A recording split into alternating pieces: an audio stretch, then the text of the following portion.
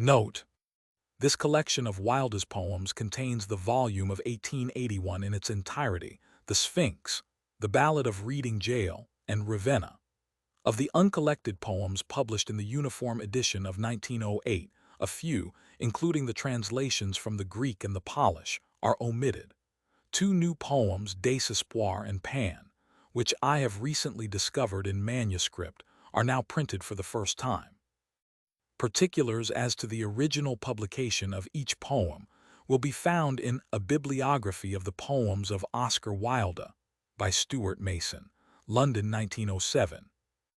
Robert Ross.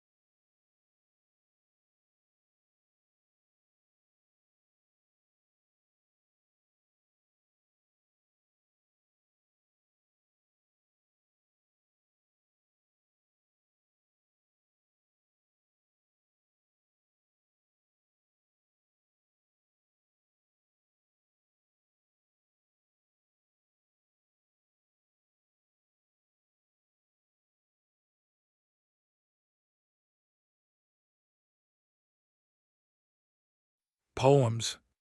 Hélas. To drift with every passion till my soul is a stringed lute on which all winds can play, is it for this that I have given away mine ancient wisdom, and austere control? Methinks my life is a twice-written scroll scrawled over on some boyish holiday with idle songs for pipe and virelay, which do but mar the secret of the whole. Surely there was a time I might have trod the sunlit heights, and from life's dissonance struck one clear chord to reach the ears of God. Is that time dead? Lo! With a little rod I did but touch the honey of romance, and must I lose a soul's inheritance? Eleutheria. Sonnet to Liberty. Not that I love thy children, whose dull eyes see nothing save their own unlovely woe, whose minds know nothing, nothing care to know, but that the roar of thy democracies, thy reigns of terror, thy great anarchies, mirror my wildest passions like the sea and give my rage a brother. Liberty. For this sake only do thy dissonant cries delight my discreet soul, else might all kings by bloody knout or treacherous cannonades rob nations of their rights inviolate, and I remain unmoved. And yet, these Christs that die upon the barricades, God knows it I am with them, in some things.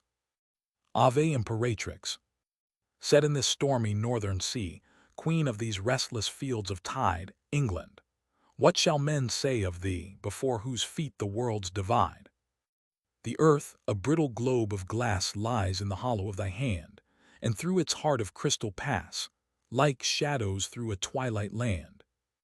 The spears of crimson-suited war, the long white-crested waves of fight, and all the deadly fires which are the torches of the lords of night. The yellow leopards, strained and lean, the treacherous Russian knows so well, with gaping blackened jaws are seen leap through the hail of screaming shell. The strong sea lion of England's wars hath left his sapphire cave of sea, to battle with the storm that mars the stars of England's chivalry. The brazen-throated clarion blows across the Paton's reedy fen, and the high steeps of Indian snows shake to the tread of armed men. And many an Afghan chief, who lies beneath his cool pomegranate trees, clutches his sword in fierce surmise when on the mountainside he sees the fleet-foot merry scout, who comes to tell how he hath heard afar the measured roll of English drums beat at the gates of Kandahar. For southern wind and east wind meet where, girt and crowned by sword and fire, England with bare and bloody feet climbs the steep road of wide empire. O lonely Himalayan height, gray pillar of the Indian sky, where saw'st thou last in clanging flight our winged dogs of victory. The almond groves of Samarcand, Bokhara, where red lilies blow, and Oxus, by whose yellow sand the grave white-turbaned merchants go. And on from thence to Ispahan, the gilded garden of the sun, whence the long dusty caravan brings cedar wood and vermilion.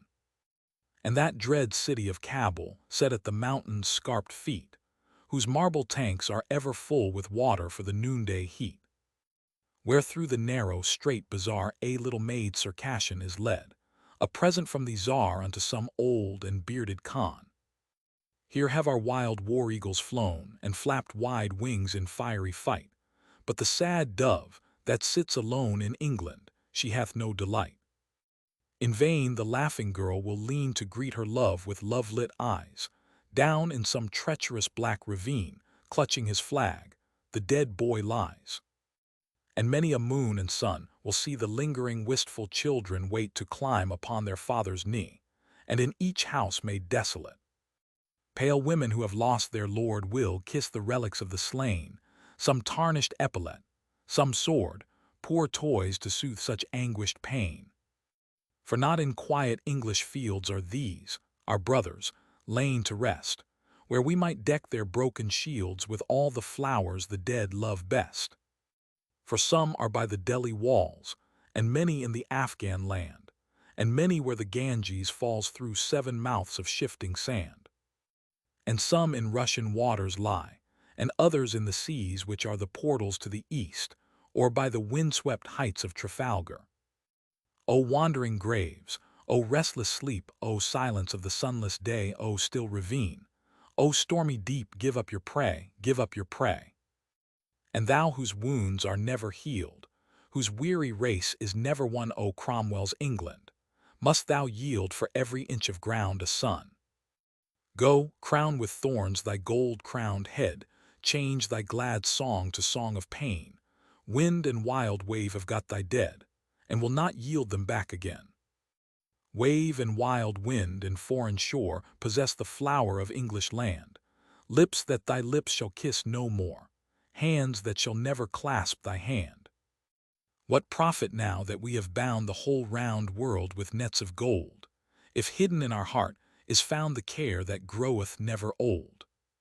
What profit that our galleys ride, pine forest-like on every main, ruin and wreck are at our side, grim warders of the house of pain? Where are the brave, the strong, the fleet? Where is our English chivalry? Wild grasses are their burial sheet, and sobbing waves their threnody. O loved ones lying far away, what word of love can dead lips send? O wasted dust, O senseless clay, is this the end? Is this the end? Peace, peace. We wrong the noble dead to vex their solemn slumber so, though childless and with thorn-crowned head, up the steep road must England go. Yet when this fiery web is spun, her watchmen shall descry from far the young republic like a sun rise from these crimson seas of war.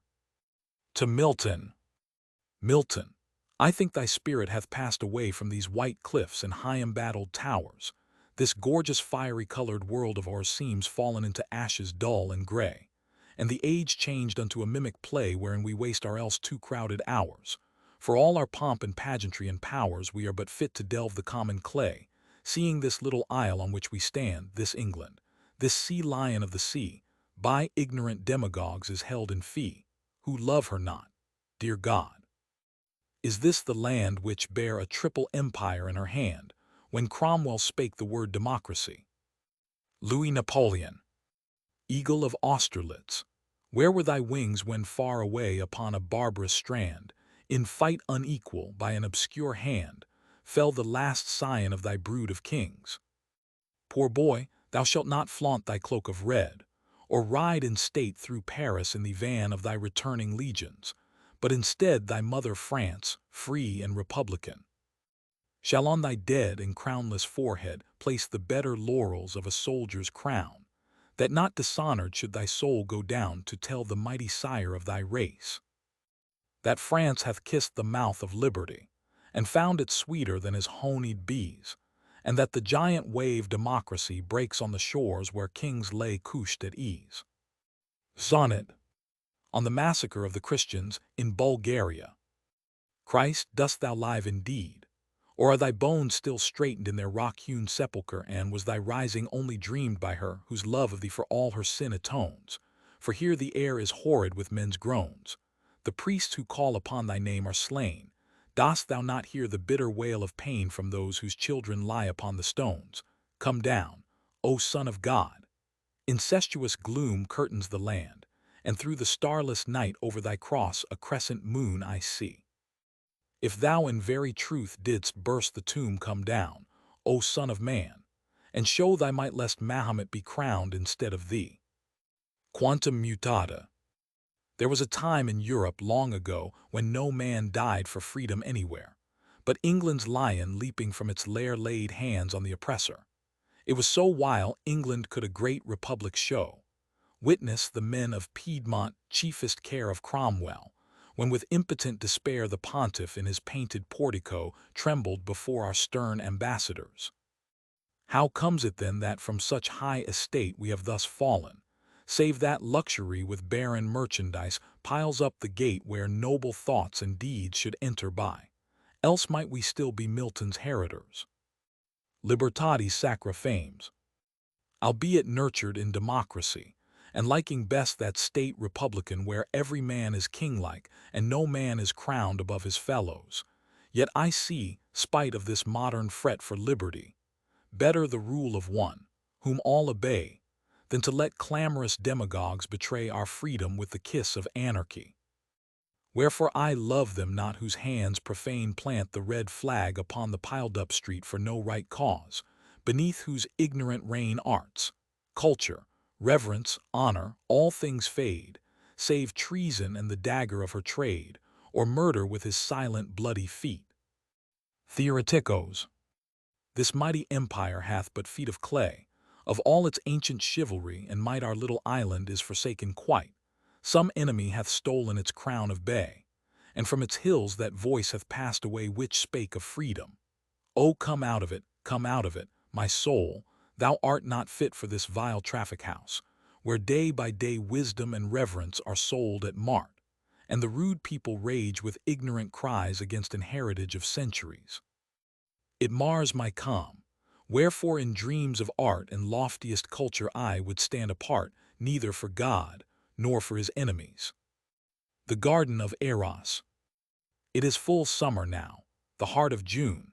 Not yet the sunburnt reapers are astir upon the upland meadow where too soon rich autumn time, the season's usurer, will lend his hoarded gold to all the trees, and see his treasure scattered by the wild and spendthrift breeze.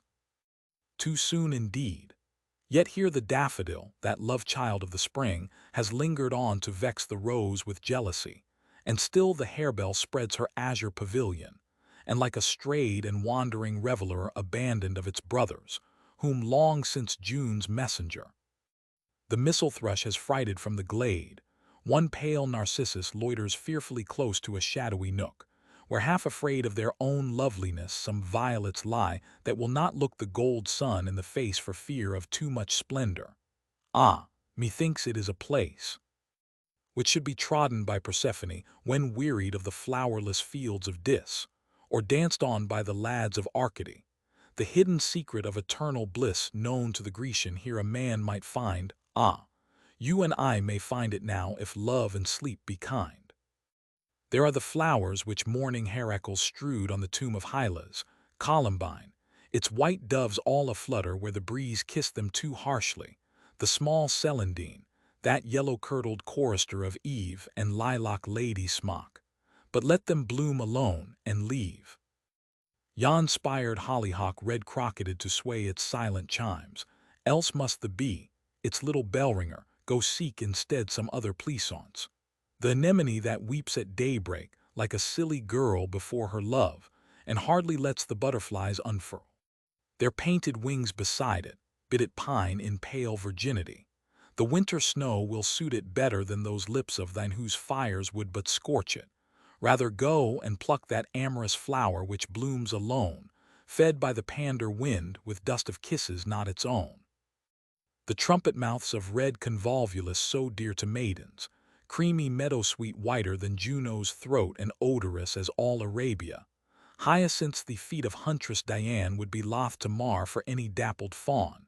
Pluck these, and those fond flowers which are fairer than what Queen Venus trod upon beneath the pines of Ida, Eucharis, that morning star which does not dread the sun, and budding marjoram which but to kiss would sweeten Cytherea's lips and make Adonis jealous. These for thy head, and for thy girdle take yon curving spray of purple clematis whose gorgeous dye outflames the Tyrian king, and foxgloves with their nodding chalices. But that one narcissus which the startled spring let from her kirtle fall, when first she heard in her own woods the wild tempestuous song of summer's bird. Ah, leave it for a subtle memory of those sweet tremulous days of rain and sun, when April laughed between her tears to see the early primrose with shy footsteps run from the gnarled oak tree roots till all the wold, spite of its brown and trampled leaves, grew bright with shimmering gold. Nay, pluck it too, it is not half so sweet as thou thyself, my soul's idolatry. And when thou art wearied at thy feet shall oxlips weave their brightest tapestry, for thee the woodbine shall forget its pride and veil its tangled whorls, and thou shalt walk on daisies pied. And I will cut a reed by yonder spring and make the wood gods jealous, and old Pan wonder what young intruder dares to sing in these still haunts, where never foot of man should tread at evening, lest he chance to spy the marble limbs of Artemis and all her company. And I will tell thee why the jacinth wears such dread embroidery of dolorous moan, and why the hapless nightingale forbears to sing her song at noon, but weeps alone when the fleet swallow sleeps, and rich men feast, and why the laurel trembles when she sees the lightning east. And I will sing how sad Proserpina unto a grave and gloomy lord was wed, and lure the silver-breasted Helena back from the lotus meadows of the dead. So shalt thou see that awful loveliness for which two mighty hosts met fearfully in war's abyss. And then I'll pipe to thee that Grecian tale how Cynthia loves the lad Endymion, and hidden in a gray and misty veil hies to the cliffs of Latmos, once the sun leaps from his ocean bed, in fruitless chase of those pale flying feet which fade away in his embrace. And if my flute can breathe sweet melody, we may behold her face who long ago dwelt among men by the Aegean Sea, and whose sad house with pillaged portico and friezeless wall and columns toppled down looms o'er the ruins of that fair and violet-cinctured town. Spirit of beauty, tarry still a while, they are not dead, thine ancient votaries, some few there are to whom thy radiant smile is better than 1,000 victories, though all the nobly slain of Waterloo rise up in wrath against them. Tarry still, there are a few, who for thy sake would give their manlyhood and consecrate their being. I at least have done so, made thy lips my daily food, and in thy temples found a goodlier feast than this starved age can give me, spite of all its new-found creeds so skeptical and so dogmatical. Here not Cephissos, not Ilyssos flows, the woods of white Colonos are not here, on our bleak hills the olive never blows, no simple priest conducts his lowing steer up the steep marble way, nor through the town do laughing maidens bear to thee the crocus-flowered gown. Yet tarry, for the boy who loved thee best, whose very name should be a memory to make thee linger, sleeps in silent rest beneath the Roman walls, and melody still mourns her sweetest lyre. None can play the lute of Adonis, with his lips song passed away. Nay, when Keats died the muses still had left one silver voice to sing his threnody. But ah, too soon of it we were bereft when on that riven night and stormy sea Panthea claimed her singer as her own, and slew the mouth that praised her, since which time we walk alone. Save for that fiery heart, that morning star of re-arisen England, whose clear eye saw from our tottering throne and waste of war, the grand Greek limbs of young democracy rise mightily like Hesperus and bring the great republic. Him at least thy love hath taught to sing. And he hath been with thee at Thessaly, and seen white Atalanta fleet of foot in passionless and fierce virginity hunting the tusked boar. His honeyed lute hath pierced the cavern of the hollow hill, and Venus laughs to know one knee will bow before her still. And he hath kissed the lips of Proserpine, and sung the Galilean's requiem, that wounded forehead dashed with blood and wine he hath discrowned. The ancient gods in him have found their last, most ardent worshipper, and the new sign grows gray and dim before its conqueror. Spirit of beauty, tarry with us still. It has not quenched the torch of poesy. The star that shook above the eastern hill holds unassailed its argent armory from all the gathering gloom and fretful fight. O tarry with us still, for through the long and common night. Morris, our sweet and simple Chaucer's child, dear heritor of Spenser's tuneful reed, with soft and sylvan pipe, has oft beguiled the weary soul of man in troublous need, and from the far and flowerless fields of ice has brought fair flowers to make an earthly paradise.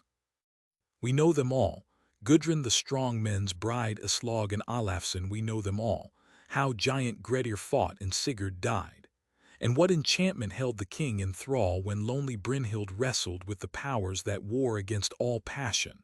Ah, how oft through summer hours, long listless summer hours, when the noon, being enamored of a damask rose, forgets to journey westward, till the moon, the pale usurper of its tribute, grows from a thin sickle to a silver shield and chides its loitering car. How oft, in some cool grassy field, far from the cricket ground and noisy ate, at Bagley, where the rustling bluebells come almost before the blackbird finds a mate and overstay the swallow, and the hum of many murmuring bees flits through the leaves, have I lain poring on the dreamy tales his fancy weaves, and through their unreal woes and mimic pain wept for myself, and so was purified, and in their simple mirth grew glad again. For as I sailed upon that pictured tide, the strength and splendor of the storm was mine without the storm's red ruin, for the singer is divine. The little laugh of water falling down is not so musical. The clammy gold close hoarded in the tiny waxen town has less of sweetness in it, and the old half-withered reeds that waved in Arcady, touched by his lips, break forth again to fresher harmony.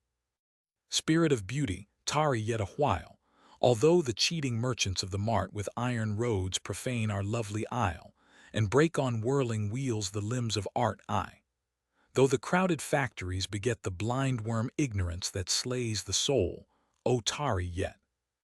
For one at least there is, he bears his name from Dante and the seraph Gabriel, whose double laurels burn with deathless flame to light thine altar. He too loves thee well, who saw old Merlin lured in Vivian's snare, and the white feet of angels coming down the golden stair. Loves thee so well, that all the world for him a gorgeous-colored vestiture must wear, and sorrow take a purple diadem, or else be no more sorrow, and despair gild its own thorns, and pain, like Adon, be even in anguish beautiful. Such is the empery which painters hold, and such the heritage this gentle solemn spirit doth possess, being a better mirror of his age in all his pity, love, and weariness, than those who can but copy common things, and leave the soul unpainted with its mighty questionings. But they are few, and all romance has flown, and men can prophesy about the sun, and lecture on his arrows, how, alone, through a waste void the soulless atoms run, how from each tree its weeping nymph has fled, and that no more mid English reeds a naiad shows her head. Methinks these new Acteons boast too soon that they have spied on beauty. What if we have analyzed the rainbow, robbed the moon of her most ancient, chastest mystery? Shall I, the last Endymion, lose all hope because rude eyes peer at my mistress through a telescope? What profit if this scientific age burst through our gates with all its retinue of modern miracles? Can it assuage one lover's breaking heart? What can it do to make one life more beautiful, one day more godlike in its period? But now the age of clay returns in horrid cycle, and the earth hath borne again a noisy progeny of ignorant Titans, whose ungodly birth hurls them against the august hierarchy which sat upon Olympus.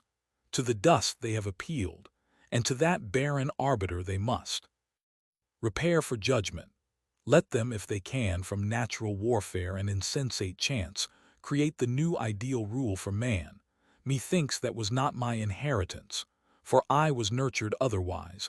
My soul passes from higher heights of life to a more supreme goal.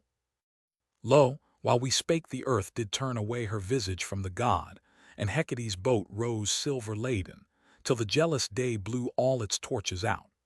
I did not note the waning hours.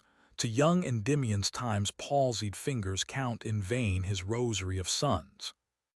Mark how the yellow iris wearily leans back its throat, as though it would be kissed by its false chamberer, the dragonfly, who, like a blue vein on a girl's white wrist, sleeps on that snowy primrose of the night, which gins to flush with crimson shame and die beneath the light.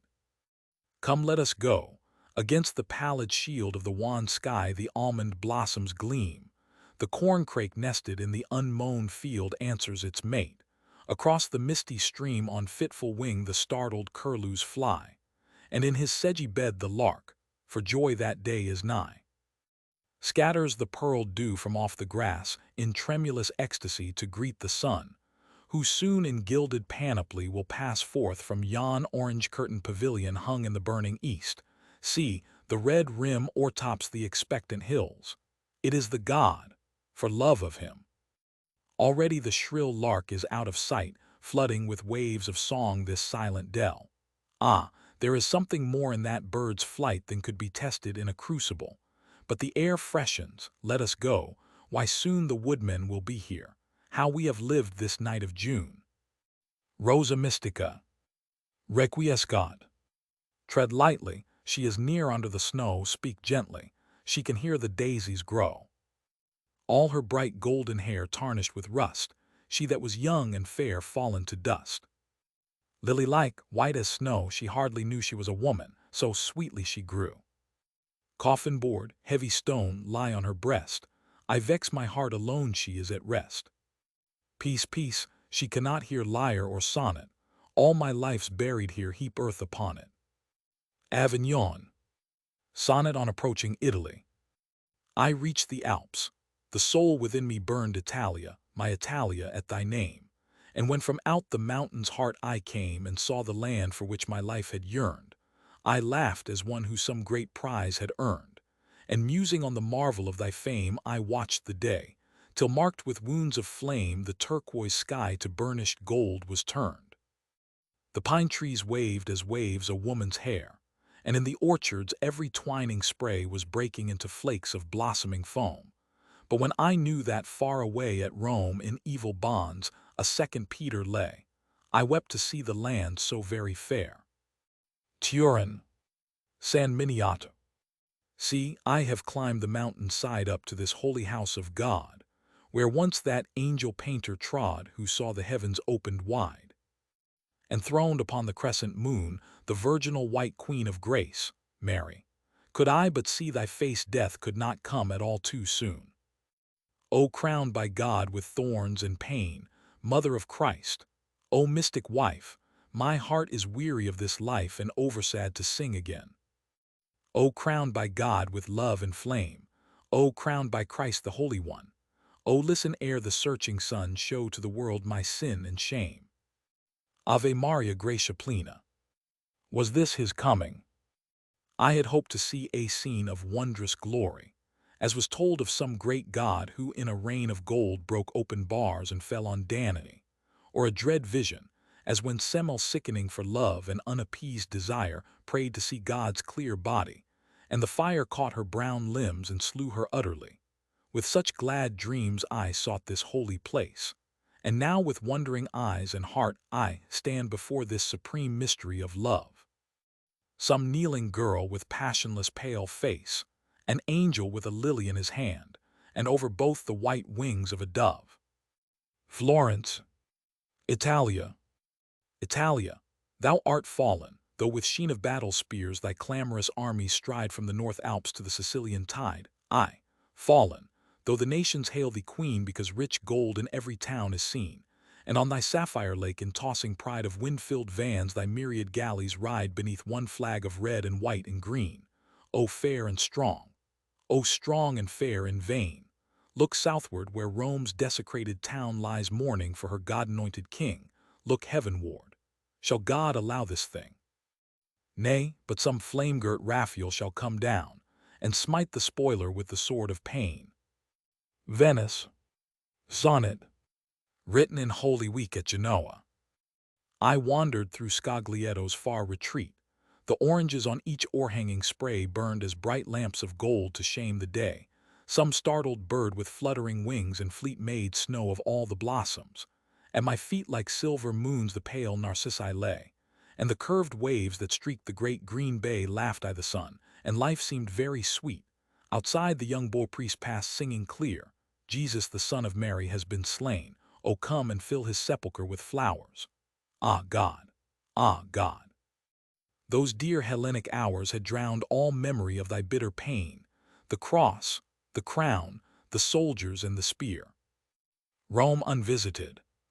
1. The corn has turned from gray to red, since first my spirit wandered forth from the drear cities of the north, and to Italia's mountains fled. And here I set my face towards home, for all my pilgrimage is done, although, methinks, yon blood-red sun marshals the way to holy Rome. O blessed Lady, who dost hold upon the 7 hills thy reign, O Mother without blot or stain, crowned with bright crowns of triple gold. O Roma, Roma, at thy feet I lay this barren gift of song, for, the way is steep and long that leads unto thy sacred street. 2. And yet what joy it were for me to turn my feet unto the south, and journeying towards the Tiber mouth to kneel again at Fiesole, and wandering through the tangled pines that break the gold of Arno's stream, to see the purple mist and gleam of morning on the Apennines. By many a vineyard hidden home, orchard and olive garden gray till from the drear Campagnas, way the 7 hills bear up the dome. 3. A pilgrim from the northern seas, what joy for me to seek alone the wondrous temple and the throne of him who holds the awful keys. When, bright with purple and with gold come priest and holy cardinal, and borne above the heads of all the gentle shepherd of the fold. O joy to see before I die the only God-anointed King, and hear the silver trumpets ring a triumph as he passes by.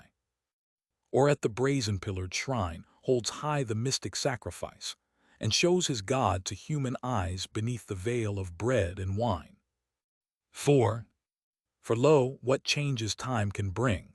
The cycles of revolving years may free my heart from all its fears, and teach my lips a song to sing. Before yon field of trembling gold is garnered into dusty sheaves, or ere the autumn's scarlet leaves flutter as birds adown the wold. I may have run the glorious race, and caught the torch while yet aflame, and called upon the holy name of him who now doth hide his face. Arona, Urb Sacra Eterna. Rome, what a scroll of history then has been. In the first days thy sword republican ruled the whole world for many an age's span. Then of the peoples wert thou royal queen, till in thy streets the bearded Goth was seen. And now upon thy walls the breezes fan. Ah, city crowned by God, discrowned by man, the hated flag of red and white and green. When was thy glory? When in search for power thine eagles flew to greet the double sun, and the wild nations shuddered at thy rod. Nay, but thy glory tarried for this hour, when pilgrims kneel before the Holy One, the prisoned shepherd of the Church of God. Monter Mario. Sonnet. On hearing the Dies Irae sung in the Sistine Chapel. Nay, Lord, not thus. White lilies in the spring, sad olive groves, or silver-breasted dove teach me more clearly of thy life and love than terrors of red flame and thundering. The hillside vines dear memories of thee bring. A bird at evening flying to its nest tells me of one who had no place of rest. I think it is of thee the sparrows sing. Come rather on some autumn afternoon, when red and brown are burnished on the leaves, and the fields echo to the gleaner's song. Come when the splendid fullness of the moon looks down upon the rows of golden sheaves, and reap thy harvest. We have waited long. Easter Day. The silver trumpets rang across the dome. The people knelt upon the ground with awe, and borne upon the necks of men I saw, like some great god, the holy lord of Rome. Priest-like, he wore a robe more white than foam, and king-like, swathed himself in royal red. 3 crowns of gold rose high upon his head. In splendor and in light the Pope passed home. My heart stole back across wide wastes of years to one who wandered by a lonely sea, and sought in vain for any place of rest. Foxes have holes, and every bird its nest. Only I, must wander wearily, and bruise my feet, and drink wine salt with tears. E tenebris, come down, O Christ, and help me. Reach thy hand, for I am drowning in a stormier sea than Simon on thy lake of Galilee. The wine of life is spilt upon the sand. My heart is as some famine-murdered land whence all good things have perished utterly. And well I know my soul in hell must lie if I this night before God's throne should stand. He sleeps perchance, or rideth to the chase like Baal, when his prophets howled that name from morn to noon on Carmel's smitten height. Nay, peace I shall behold before the night, the feet of brass, the robe more white than flame, the wounded hands, the weary human face. Vita nuova. I stood by the unvintageable sea till the wet waves drenched face and hair with spray. The long red fires of the dying day burned in the west. The wind piped drearily, and to the land the clamorous gulls did flee. Alas, I cried, my life is full of pain, and who can garner fruit or golden grain from these waste fields which travail ceaselessly? My nets gaped wide with many a break and flaw. Nathless I threw them as my final cast into the sea, and waited for the end. When lo, a sudden glory! And I saw from the black waters of my tortured, past the argent splendor of white limbs ascend. Madonna mia! A lily girl, not made for this world's pain, with brown, soft hair close braided by her ears, and longing eyes half veiled by slumberous tears like bluest water seen through mists of rain, pale cheeks whereon no love hath left its stain, red underlip drawn in for fear of love, and white throat, whiter than the silvered dove, through whose wan marble creeps one purple vein. Yet though my lips shall praise her without cease, even to kiss her feet I am not bold, being o'ershadowed by the wings of awe like Dante, when he stood with Beatrice beneath the flaming lion's breast, and saw the 7th crystal and the stair of gold. The new Helen.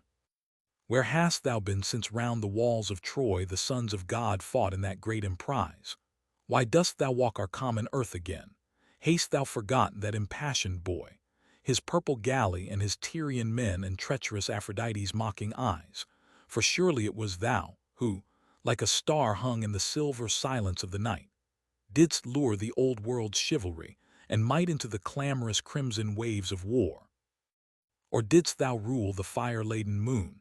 In amorous Sidon was thy temple built over the light and laughter of the sea where, behind lattice scarlet-wrought and gilt, some brown-limbed girl did weave thee tapestry, all through the waste and wearied hours of noon, till her wan cheek with flame of passion burned, and she rose up the sea-washed lips to kiss of some glad Cyprian sailor, safe returned from Calpe and the cliffs of Heracles. No, thou art Helen, and none other one. It was for thee that young Sarpedon died, and Memnon's manhood was untimely spent. It was for the gold-crested Hector tried with Thetis, child that evil race to run in the last year of thy beleaguerment. Even now the glory of thy fame burns in those fields of trampled asphodel, where the high lords whom Ilion knew so well clash ghostly shields and call upon thy name. Where hast thou been? In that enchanted land whose slumbering vales forlorn Calypso knew, where never mower rose at break of day, but all unswathed the trammeling grasses grew, and the sad shepherd saw the tall corn stand till summer's red had changed to withered gray. Didst thou lie there by some Lethean stream deep brooding on thine ancient memory? The crash of broken spears, the fiery gleam from shivered helm, the Grecian battle cry. Nay, thou wert hidden in that hollow hill with one who is forgotten utterly, that discrowned queen men call the Uracene, hidden away that never mightst thou see the face of her, before whose mouldering shrine today at Rome the silent nations kneel, who gat from love no joyous gladdening, but only love's intolerable pain, only a sword to pierce her heart in twain, only the bitterness of childbearing. The lotus leaves which heal the wounds of death lie in thy hand. Oh, be thou kind to me, while yet I know the summer of my days, for hardly can my tremulous lips draw breath to fill the silver trumpet with thy praise. So bowed am I before thy mystery, so bowed and broken on love's terrible wheel, that I have lost all hope and heart to sing. Yet care I not what ruin time may bring if in thy temple thou wilt let me kneel. Alas, alas, thou wilt not tarry here, but like that bird, the servant of the sun, who flies before the north wind in the night, so wilt thou fly our evil land and drear, back to the tower of thine old delight, and the red lips of young Euphorion, nor shall I ever see thy face again, but in this poisonous garden close must stay, crowning my brows with the thorn crown of pain till all my loveless life shall pass away. O Helen, Helen, Helen, yet a while, yet for a little while, O tarry here, till the dawn cometh and the shadows flee, for in the gladsome sunlight of thy smile of heaven or hell I have no thought or fear, seeing I know no other God but thee, no other God save him, before whose feet in nets of gold the tired planets move, the incarnate spirit of spiritual love who in thy body holds his joyous seat. Thou wert not born as common women are, but girt with silver splendor of the foam didst from the depths of sapphire seas arise, and at thy coming some immortal star, bearded with flame, blazed in the eastern skies, and waked the shepherds on thine island home. Thou shalt not die. No asps of Egypt creep close at thy heels to taint the delicate air, no sullen blooming poppies stain thy hair, those scarlet heralds of eternal sleep. Lily of love, pure and inviolate tower of ivory, red rose of fire, thou hast come down our darkness to illume, for we, close caught in the wide nets of fate, wearied with waiting for the world's desire, aimlessly wandered in the house of gloom, aimlessly sought some slumberous anodyne for wasted lives, for lingering wretchedness, till we beheld thy re-arisen shrine, and the white glory of thy loveliness. The burden of Ides. This English Thames is holier far than Rome, those harebells like a sudden flush of sea breaking across the woodland, with the foam of meadowsweet and white anemone to fleck their blue waves. God is likelier there than hidden in that crystal-hearted star the pale monks bear. Those violet-gleaming butterflies that take yon creamy lily for their pavilion are Monseigneur's, and where the rushes shake a lazy pike lies basking in the sun, his eyes half shut. He is some mitred old bishop in partibus. Look at those gaudy scales, all green and gold. The wind, the restless prisoner of the trees, does well for Palestrina. One would say the mighty master's hands were on the keys of the Maria organ, which they play when, early on some sapphire Easter morn in a high litter red as blood or sin, the Pope is born.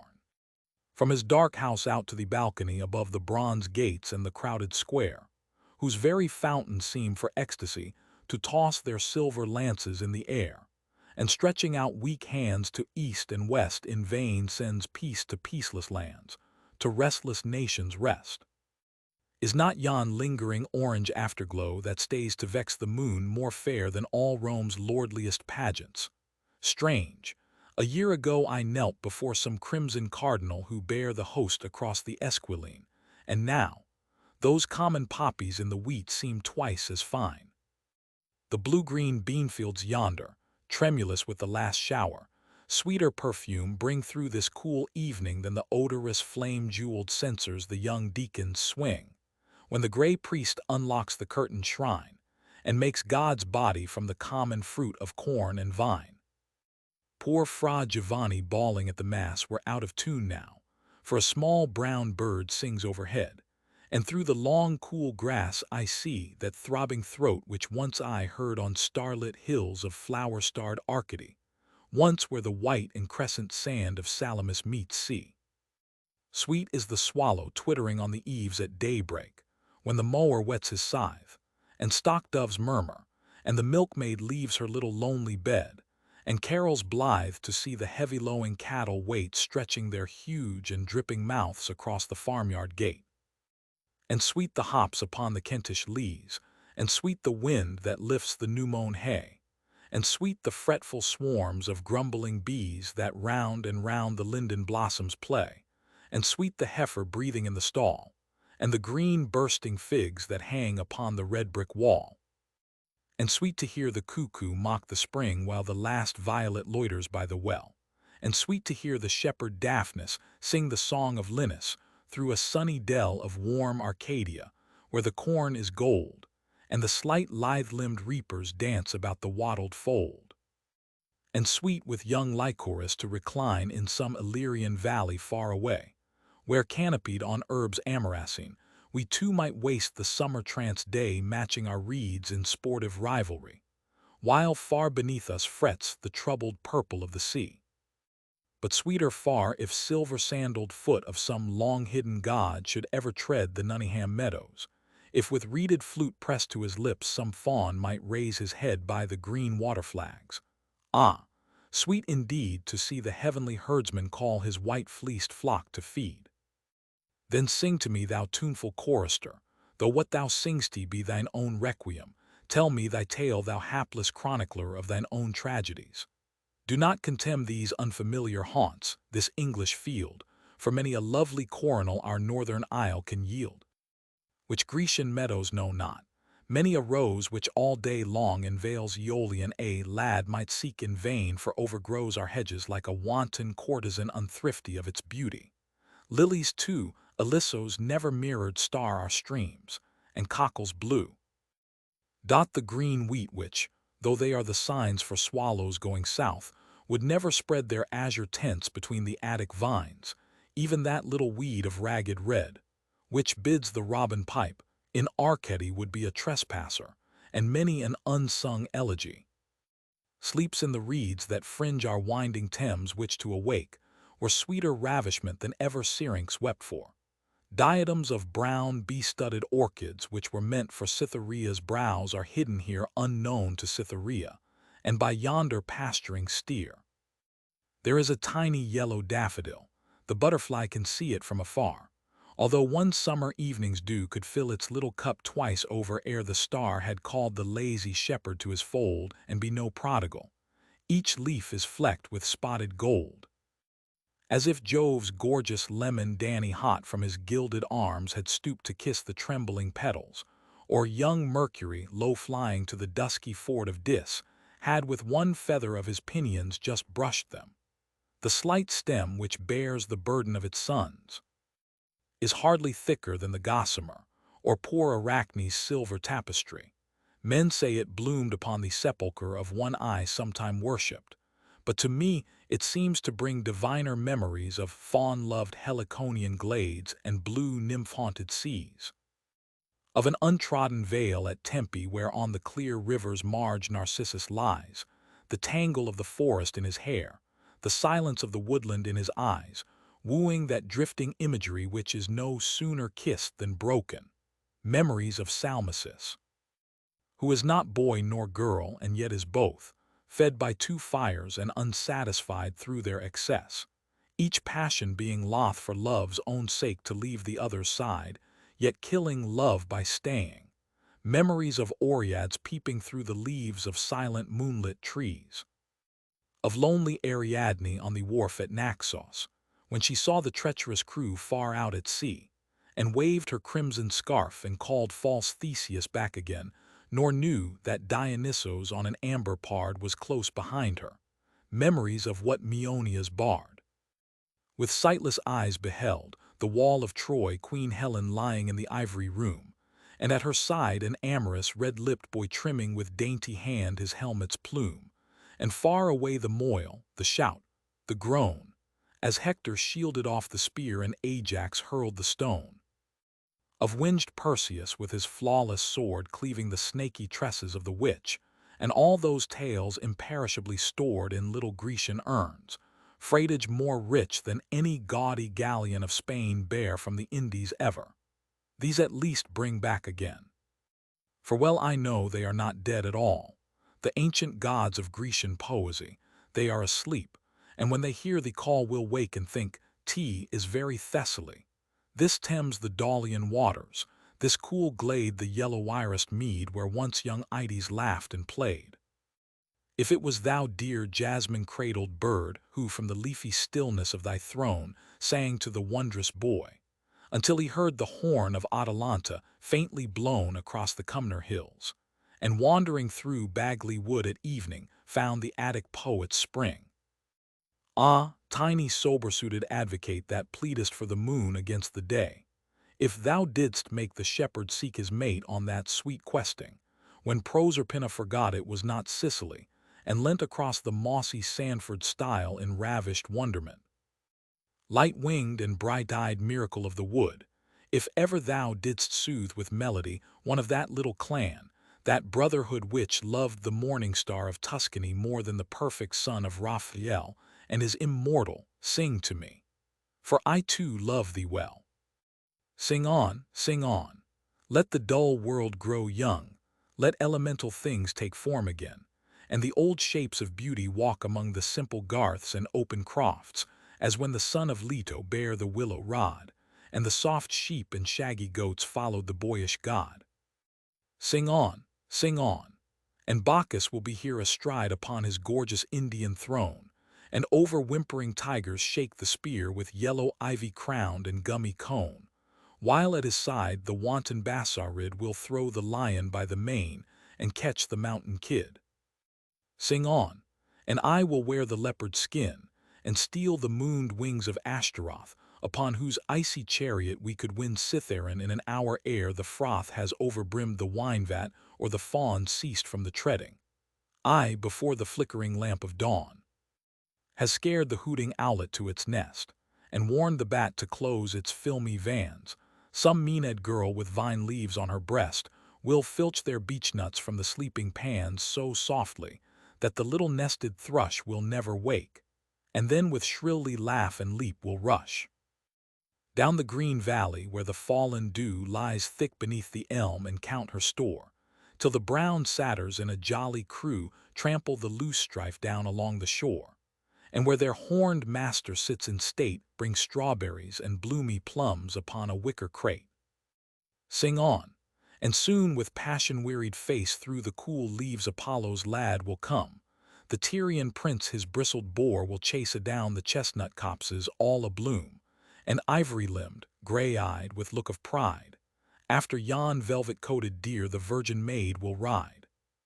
Sing on, and I the dying boy will see stain with his purple blood the waxen bell that overweighs the jacinth, and to me the wretched Cyprian her woe will tell, and I will kiss her mouth and streaming eyes, and lead her to the myrtle-hidden grove where Adon lies. Cry out aloud on Ides. Memory, that foster brother of remorse and pain, drops poison in mine ear. Oh, to be free, to burn one's old ships, and to launch again into the white-plumed battle of the waves and fight old Proteus for the spoil of coral-flowered caves.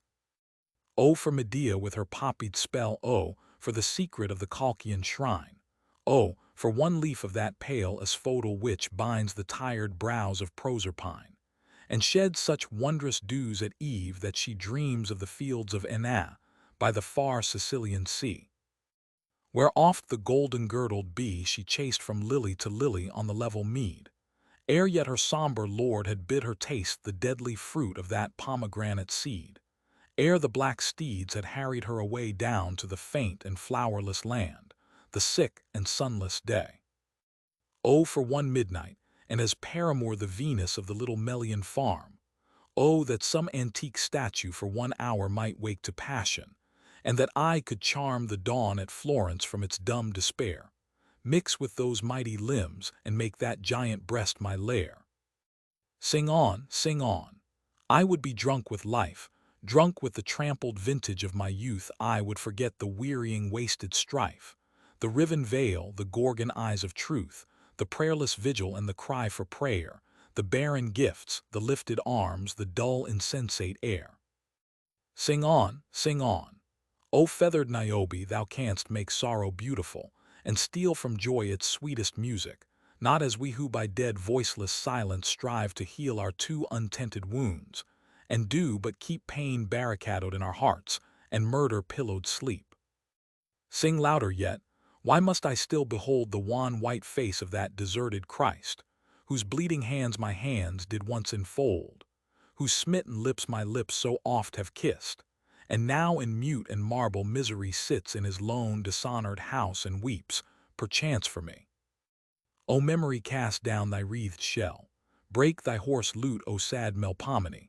O sorrow, sorrow, keep thy cloistered cell, nor dim with tears this limpid Castaly. Cease, Philomel, thou dost the forest wrong to vex its sylvan quiet with such wild impassioned song.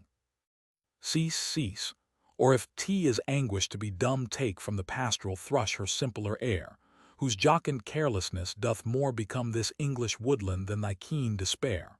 Ah, cease, and let the north wind bear thy lay back to the rocky hills of Thrace, the stormy Daulian Bay. A moment more, the startled leaves had stirred. Endymion would have passed across the mead moonstruck with love, and this still Thames had heard Pan plash and paddle, groping for some reed to lure from her blue cave, that Naiad maid who for such piping listens, half in joy and half afraid. A moment more, the waking dove had cooed. The silver daughter of the silver sea, with the fond gyves of clinging hands, had wooed her wanton from the chase, and Dryope had thrust aside the branches of her oak to see the lusty gold-haired lad rein in his snorting yoke. A moment more, the trees had stooped to kiss pale Daphne, just awakening from the swoon of tremulous laurels. Lonely Salmacis had bared his barren beauty to the moon, and through the vale with sad voluptuous smile Antinous had wandered, the red lotus of the Nile, down leaning from his black and clustering hair, to shade those slumberous eyelids, caverned bliss, or else on yonder grassy slope with bare high-tunist limbs unravished Artemis had bade her hounds give tongue, and roused the deer from his green ambuscade with shrill halloo and pricking spear. Lie still, O passionate heart, lie still. O melancholy, fold thy raven wing. O sobbing Dryad, from thy hollow hill come not with such despondent answering. No more thou winged Marsyas complain, Apollo loveth not to hear such troubled songs of pain. It was a dream, the glade is tenantless, no soft Ionian laughter moves the air, the Thames creeps on in sluggish leadenness, and from the copse left desolate and bare fled is young Bacchus with his revelry, yet still from Nunningham wood there comes that thrilling melody. So sad that one might think a human heart break in each separate note, a quality which music sometimes has, being the art which is most nigh to tears and memory. Poor mourning Philomel, what dost thou fear? Thy sister doth not haunt these fields, Pandion is not here. Here is no cruel lord with murderous blade, no woven web of bloody heraldries, but mossy dells for roving comrades made, warm valleys where the tired student lies with half-shut book, and many a winding walk where rustic lovers stray at eve in happy simple talk. The harmless rabbit gambols with its young across the trampled towing path, where late a troop of laughing boys in jostling throng cheered with their noisy cries the racing eight. The gossamer, with raveled silver threads, works at its little loom, and from the dusky red-eaved sheds of the lone farm a flickering light shines out where the swinked shepherd drives his bleating flock back to their wattled sheepcotes. A faint shout comes from some Oxford boat at Sandford Lock, and starts the moor hen from the sedgy rill, and the dim lengthening shadows flit like swallows up the hill. The heron passes homeward to the mere, the blue mist creeps among the shivering trees, gold world by world the silent stars appear, and like a blossom blown before the breeze a white moon drifts across the shimmering sky, mute arbitress of all thy sad, thy rapturous threnody. She does not heed thee, wherefore should she heed? She knows Endymion is not far away. 'Tis I, whose soul is as the reed which has no message of its own to play, so pipes another's bidding. It is I, drifting with every wind on the wide sea of misery. Ah, the brown bird has ceased. One exquisite trill about the somber woodland seems to cling dying in music, else the air is still, so still that one might hear the bat's small wing wander and wheel above the pines, or tell each tiny dewdrop dripping from the bluebell's brimming cell. And far away across the lengthening wold, Across the willowy flats and thickets brown, Magdalen's tall tower tipped with tremulous gold marks the long high street of the little town, and warns me to return. I must not wait, hark!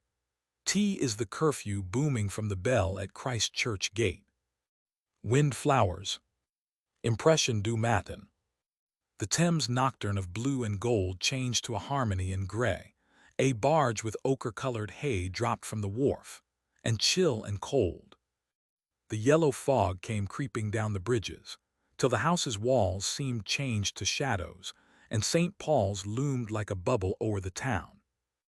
Then suddenly arose the clang of waking life. The streets were stirred with country wagons, and a bird flew to the glistening roofs and sang.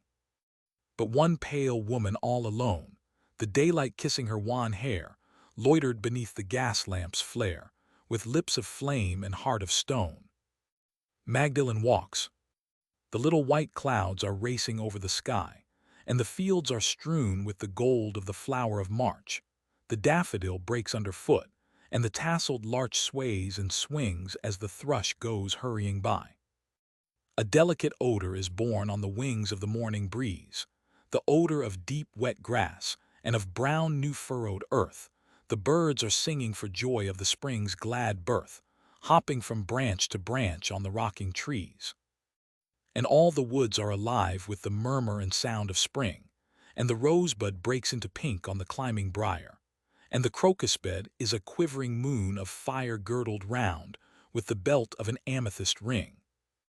And the plain to the pine tree is whispering some tale of love till it rustles with laughter and tosses its mantle of green, and the gloom of the wych elm's hollow is lit with the iris sheen of the burnished rainbow throat and the silver breast of a dove.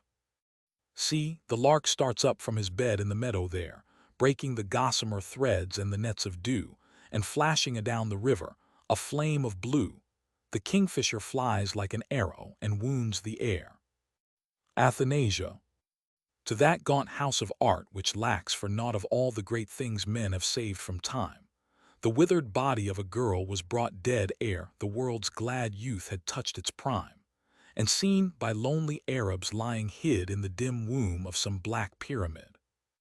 But when they had unloosed the linen band which swathed the Egyptian's body, lo, was found closed in the wasted hollow of her hand a little seed, which sown in English ground did wondrous snow of starry blossoms bear, and spread rich odors through our springtide air. With such strange arts this flower did allure that all forgotten was the asphodel, and the brown bee, the lily's paramour, forsook the cup where he was wont to dwell, for not a thing of earth it seemed to be, but stolen from some heavenly Arcady. In vain the sad narcissus, wan and white at its own beauty, hung across the stream. The purple dragonfly had no delight with its gold dust to make his wings a gleam. Ah, no delight the jasmine bloom to kiss, or brush the rain pearls from the eucharis. For love of it the passionate nightingale forgot the hills of Thrace, the cruel king, and the pale dove no longer cared to sail through the wet woods at time of blossoming, but round this flower of Egypt sought to float, with silvered wing and amethystine throat. While the hot sun blazed in his tower of blue, a cooling wind crept from the land of snows, and the warm south with tender tears of dew drenched its white leaves when Hesperos uprose amid those sea-green meadows of the sky on which the scarlet bars of sunset lie. But when o'er wastes of lily-haunted field the tired birds had stayed their amorous tune, and broad and glittering like an argent shield high in the sapphire heavens hung the moon, did no strange dream or evil memory make each tremulous petal of its blossoms shake? Ah no, to this bright flower 1,000 years seemed but the lingering of a summer's day. It never knew the tide of cankering fears which turn a boy's gold hair to withered gray. The dread desire of death it never knew, or how all folk that they were born must rue. For we to death with pipe and dancing go, nor would we pass the ivory gate again, as some sad river wearied of its flow through the dull plains, the haunts of common men, leaps lover-like into the terrible sea, and counts it gain to die so gloriously. We mar our lordly strength in barren strife with the world's legions led by clamorous care. It never feels decay, but gathers life from the pure sunlight and the supreme air. We live beneath time's wasting sovereignty. It is the child of all eternity. Serenade. For music. The western wind is blowing fair across the dark Aegean Sea, and at the secret marble stair my Tyrian galley waits for thee. Come down. The purple sail is spread. The watchman sleeps within the town. O leave thy lily-flowered bed. O lady mine, come down, come down. She will not come. I know her well. Of lovers' vows she hath no care, and little good a man can tell of one so cruel and so fair. True love is but a woman's toy. They never know the lover's pain. And I who loved as loves a boy must love in vain, must love in vain. O noble pilot, tell me true, is that the sheen of golden hair, or is it but the tangled dew that binds the passion flowers there? Good sailor, come and tell me now, is that my lady's lily hand, or is it but the gleaming prow, or is it but the silver sand? No, no, 'tis not the tangled dew, 'tis not the silver-fretted sand, it is my own dear lady true with golden hair and lily hand. O noble pilot, steer for Troy, good sailor, ply the laboring oar. This is the queen of life and joy whom we must bear from Grecian shore. The waning sky grows faint and blue. It wants an hour still of day aboard. Aboard! My gallant crew, O lady mine, away, away! O noble pilot, steer for Troy, good sailor, ply the laboring oar. O loved as only loves a boy, O loved for ever evermore. Endymion. For music. The apple trees are hung with gold, and birds are loud in Arcady. The sheep lie bleating in the fold, the wild goat runs across the wold. But yesterday his love he told, I know he will come back to me. O rising moon!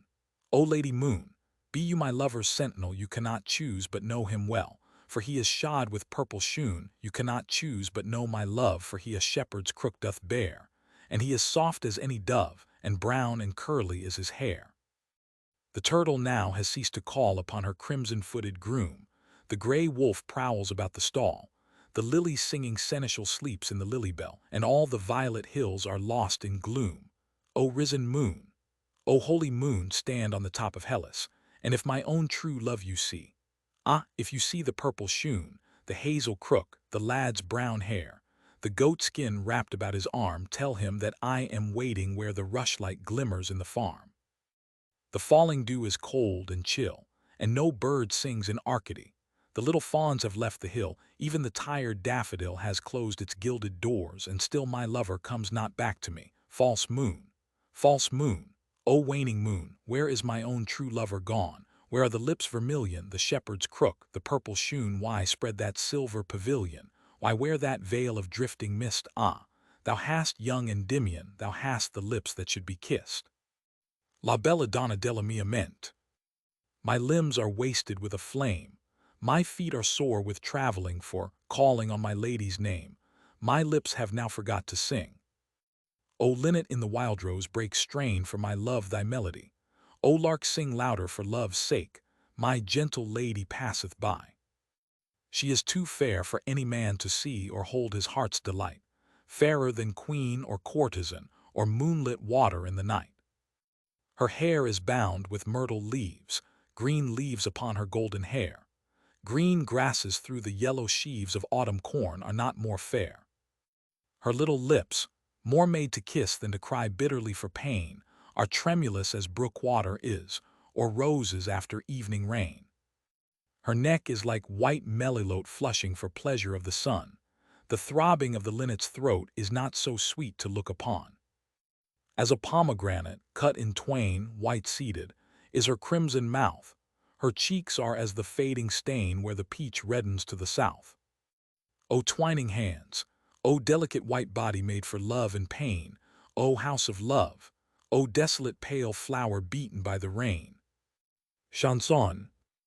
A ring of gold and a milk-white dove are goodly gifts for thee, and a hempen rope for your own love to hang upon a tree. For you a house of ivory, roses are white in the rose bower. A narrow bed for me to lie, white, oh white, is the hemlock flower. Myrtle and jessamine for you, oh, the red rose is fair to see. For me the cypress and the rue, finest of all is rosemary. For you 3 lovers of your hand, green grass where a man lies dead. For me 3 paces on the sand, plant lilies at my head. Charmides. 1. He was a Grecian lad, who coming home with pulpy figs and wine from Sicily stood at his galley's prow, and let the foam blow through his crisp brown curls unconsciously, and holding wave and wind in boy-esque despite peered from his dripping seat across the wet and stormy night. Till with the dawn he saw a burnished spear like a thin thread of gold against the sky, and hoisted sail, and strained the creaking gear, and bade the pilot head her lustily against the nor'west gale, and all day long held on his way, and marked the rowers' time with measured song. And when the faint Corinthian hills were red, dropped anchor in a little sandy bay, and with fresh boughs of olive crowned his head, and brushed from cheek and throat the hoary spray, and washed his limbs with oil, and from the hold brought out his linen tunic and his sandals brazen-soled, and a rich robe stained with the fisher's juice which of some swarthy trader he had bought upon the sunny quay at Syracuse, and was with Tyrian broideries enwrought, and by the questioning merchants made his way up through the soft and silver woods, and when the laboring day had spun its tangled web of crimson cloud, clomb the high hill, and with swift silent feet crept to the fane unnoticed by the crowd of busy priests, and from some dark retreat watched the young swains his frolic playmates bring the firstling of their little flock, and the shy shepherd fling the crackling salt upon the flame, or hang his studded crook against the temple wall to her who keeps away the ravenous fang of the base wolf from homestead and from stall. And then the clear-voiced maidens 'gan to sing, and to the altar each man brought some goodly offering.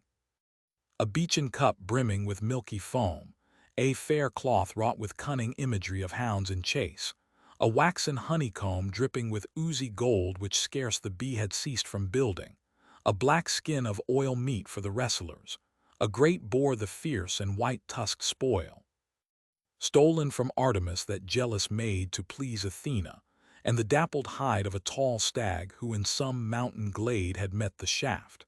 And then the herald cried, and from the pillared precinct one by one went the glad Greeks well pleased that they their simple vows had done. And the old priest put out the waning fire save that one lamp whose restless ruby glowed forever in the cell, and the shrill lyres came fainter on the wind, as down the road in joyous dance these country folk did pass, and with stout hands the warder closed the gates of polished brass. Long time he lay and hardly dared to breathe, and heard the cadence drip of spilt-out wine, and the rose petals falling from the wreath as the night breezes wandered through the shrine, and seemed to be in some entranced swoon, till through the open roof, above the full and brimming moon, flooded with sheeny waves the marble floor, when from his nook up leapt the venturous lad, and flinging wide the cedar-carven door beheld an awful image saffron-clad and armed for battle. The gaunt griffin glared from the huge helm, and the long lance of wreck and ruin flared like a red rod of flame. Stony and steeled the Gorgon's head its leaden eyeballs rolled, and writhed its snaky horrors through the shield, and gaped aghast with bloodless lips and cold in passion impotent, while with blind gaze the blinking owl between the feet hooted in shrill amaze. The lonely fisher, as he trimmed his lamp far out at sea off Sunium, or cast the net for tunnies, heard a brazen tramp of horses smite the waves, and a wild blast divide the folded curtains of the night, and knelt upon the little poop, and prayed in holy fright.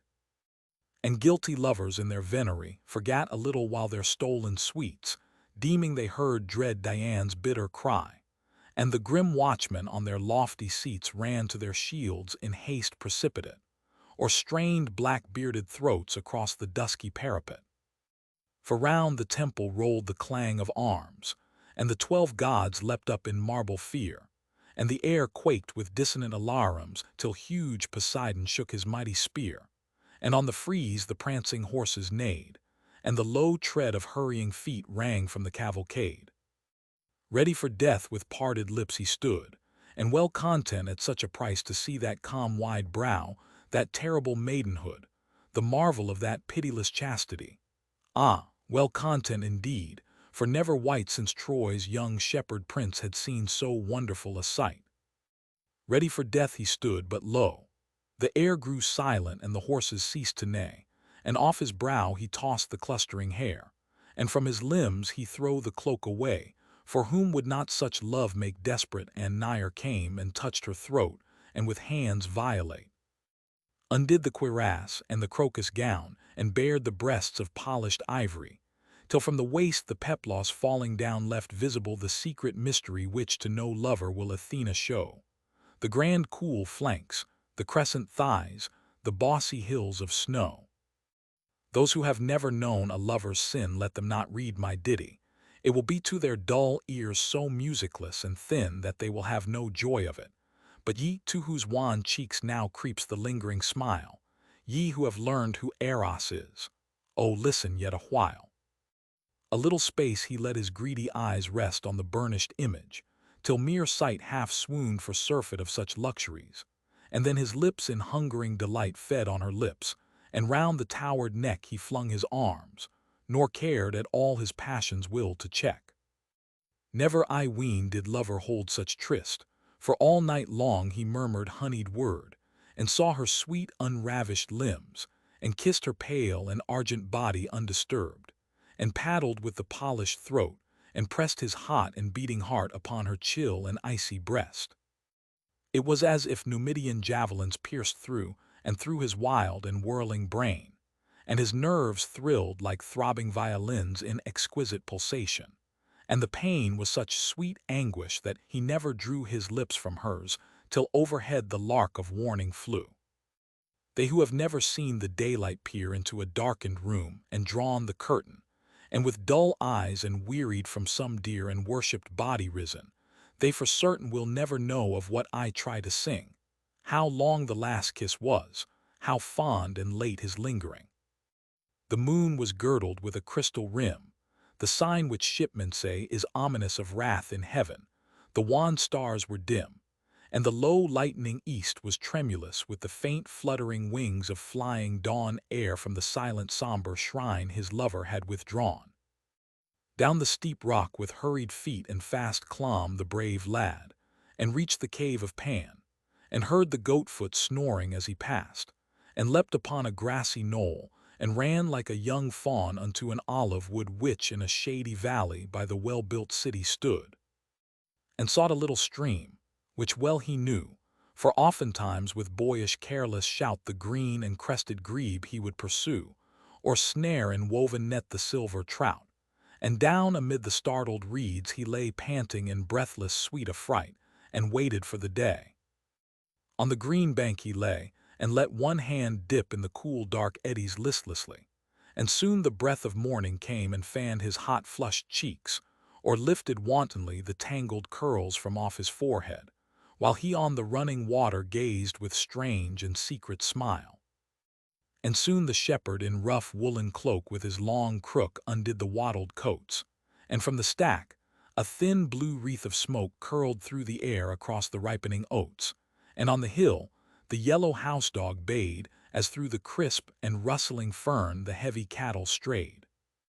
And when the light-foot mower went afield across the meadows laced with threaded dew, and the sheep bleated on the misty weald, and from its nest the waking corncrake flew, some woodmen saw him lying by the stream and marveled much that any lad so beautiful could seem, nor deemed him born of mortals, and one said, "It is young Hélas, that false runaway who with a naiad now would make his bed forgetting Heracles." But others, "Nay, it is Narcissus, his own paramour, those are the fond and crimson lips no woman can allure." And when they nearer came a third one cried, "It is young Dionysos who has hid his spear and fawnskin by the river side weary of hunting with the Bassarid, and wise indeed were we away to fly. They live not long who on the gods immortal come to spy." So turned they back and feared to look behind, and told the timid swain how they had seen amid the reeds some woodland god reclined, and no man dared to cross the open green, And on that day no olive tree was slain, nor rushes cut, but all deserted was the fair domain. Save when the neat-herd's lad, his empty pail well slung upon his back, with leap and bound raced on the other side and stopped to hail, hoping that he some comrade new had found, and gat no answer, and then half afraid passed on his simple way, or down the still and silent glade. A little girl ran laughing from the farm, not thinking of love's secret mysteries, and when she saw the white and gleaming arm and all his manlyhood, with longing eyes whose passion mocked her sweet virginity, watched him a while, and then stole back sadly and wearily. Far off he heard the city's hum and noise, and now and then the shriller laughter where the passionate purity of brown-limbed boys wrestled or raced in the clear healthful air, and now and then a little tinkling bell as the shorn wether led the sheep down to the mossy well. Through the gray willows danced the fretful gnat, the grasshopper chirped idly from the tree in sleek, and oily coat the water rat breasting the little ripples manfully made for the wild duck's nest. From bough to bough hopped the shy finch, and the huge tortoise crept across the slough. On the faint wind floated the silky seeds as the bright scythe swept through the waving grass. The ouzelcock splashed circles in the reeds, and flecked with silver whorls the forest's glass, which scarce had caught again its imagery air from its bed. The dusky tench leapt at the dragonfly. But little care had he for anything, though up and down the beach the squirrel played, and from the copse the linnet 'gan to sing to its brown mate its sweetest serenade. Ah, little care indeed, for he had seen the breasts of Pallas and the naked wonder of the queen. But when the herdsman called his straggling goats with whistling pipe across the rocky road, and the shard beetle with its trumpet notes boomed through the darkening woods, and seemed to bode of coming storm, and the belated crane passed homeward like a shadow, and the dull big drops of rain fell on the pattering fig leaves, up he rose, and from the gloomy forest went his way past somber homestead and wet orchard close, and came at last unto a little quay, and called his mates aboard, and took his seat on the high poop, and pushed from land and loosed the dripping sheet, and steered across the bay. And when 9 suns passed down the long and laddered way of gold, and 9 pale moons had breathed their orisons to the chaste stars their confessors, or told their dearest secret to the downy moth that will not fly at noonday, through the foam and surging froth, came a great owl with yellow sulphurous eyes and lit upon the ship, whose timbers creaked as though the lading of 3 argosies were in the hold, and flapped its wings and shrieked, and darkness straightway stole across the deep. Sheathed was Orion's sword, dread Mars himself fled down the steep, and the moon hid behind a tawny mask of drifting cloud, and from the ocean's marge rose the red plume, the huge and horned casque, the 7-cubit spear, the brazen targe, and clad in bright and burnished panoply Athena strode across the stretch of sick and shivering sea. To the dull sailor's sight her loosened looks seemed like the jagged storm rack, and her feet only the spume that floats on hidden rocks, and marking how the rising waters beat against the rolling ship, the pilot cried to the young helmsman at the stern to luff to windward side. But he, the overbold adulterer, a dear profaner of great mysteries, an ardent amorous idolater, when he beheld those grand relentless eyes laughed loud for joy, and crying out, "I come," leapt from the lofty poop into the chill and churning foam. Then fell from the high heaven one bright star, one dancer left the circling galaxy, and back to Athens on her clattering car in all the pride of venged divinity. Pale Pallas swept with shrill and steely clank, and a few gurgling bubbles rose where her boy lover sank. And the mast shuddered as the gaunt owl flew with mocking hoots after the wrathful queen, and the old pilot bade the trembling crew hoist the big sail, and told how he had seen close to the stern a dim and giant form, and like a dipping swallow the stout ship dashed through the storm.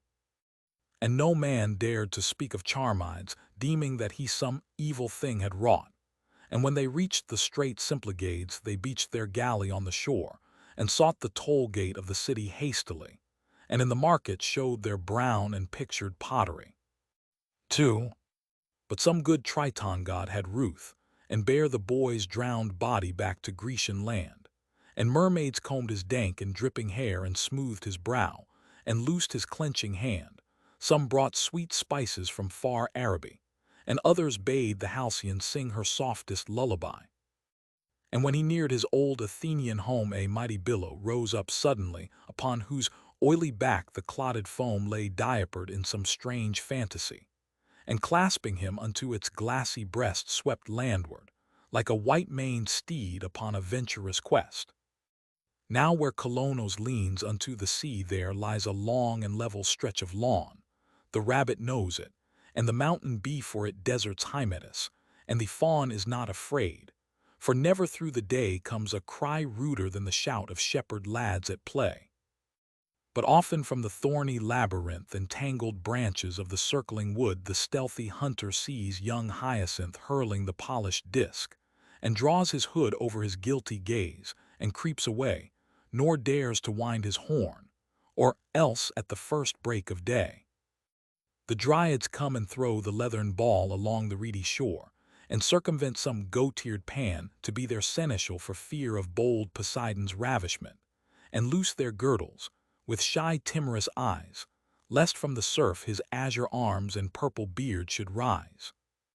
On this side and on that a rocky cave, hung with the yellow-belled laburnum, stands smooth as the beach, save where some ebbing wave leaves its faint outline etched upon the sands, as though it feared to be too soon forgot by the green rush, its playfellow. And yet it is a spot so small that the inconstant butterfly could steal the hoarded money from each flower ere it was noon, and still not satisfy its overgreedy love. Within an hour a sailor boy, were he but rude Eno to land and pluck a garland for his galley's painted prow, would almost leave the little meadow bare, for it knows nothing of great pageantry.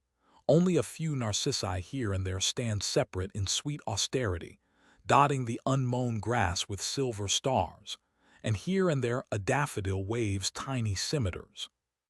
Hither the billow brought him, and was glad of such dear servitude, and where the land was virgin of all waters laid the lad upon the golden margin of the strand, and like a lingering lover oft returned to kiss those pallid limbs which once with intense fire burned.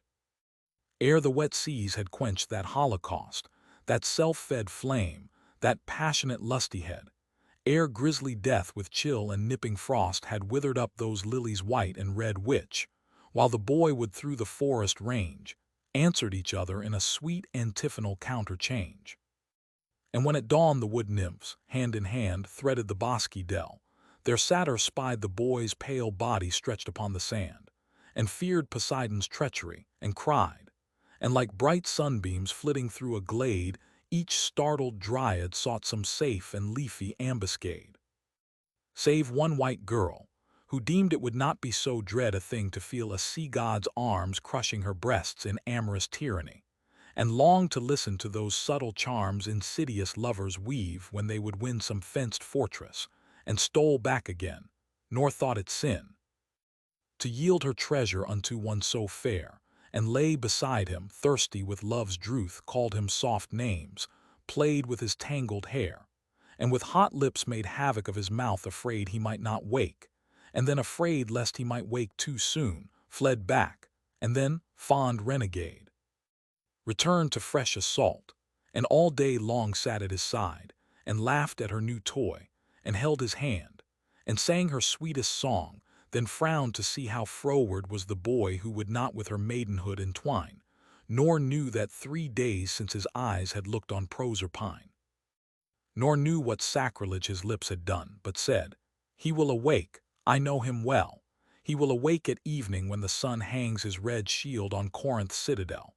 This sleep is but a cruel treachery to make me love him more, and in some cavern of the sea, deeper than ever falls the fisher's line, already a huge Triton blows his horn, and weaves a garland from the crystalline and drifting ocean tendrils to adorn the emerald pillars of our bridal bed, for sphered in foaming silver, and with coral-crowned head, we two will sit upon a throne of pearl, and a blue wave will be our canopy, and at our feet the water snakes will curl in all their amethystine panoply of diamonded mail, and we will mark the mullets swimming by the mast of some storm-foundered bark.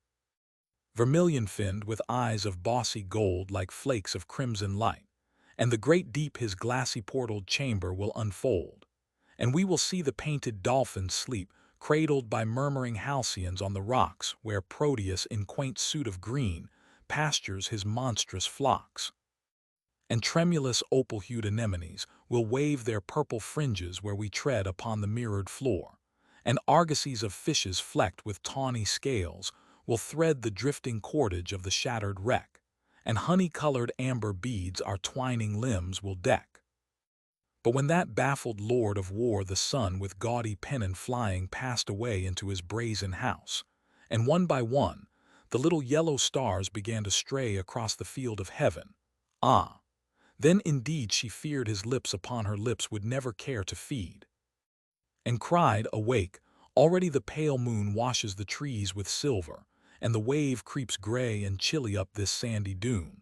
The croaking frogs are out, and from the cave the nightjar shrieks, the fluttering bats repass, and the brown stoat with hollow flanks creeps through the dusky grass.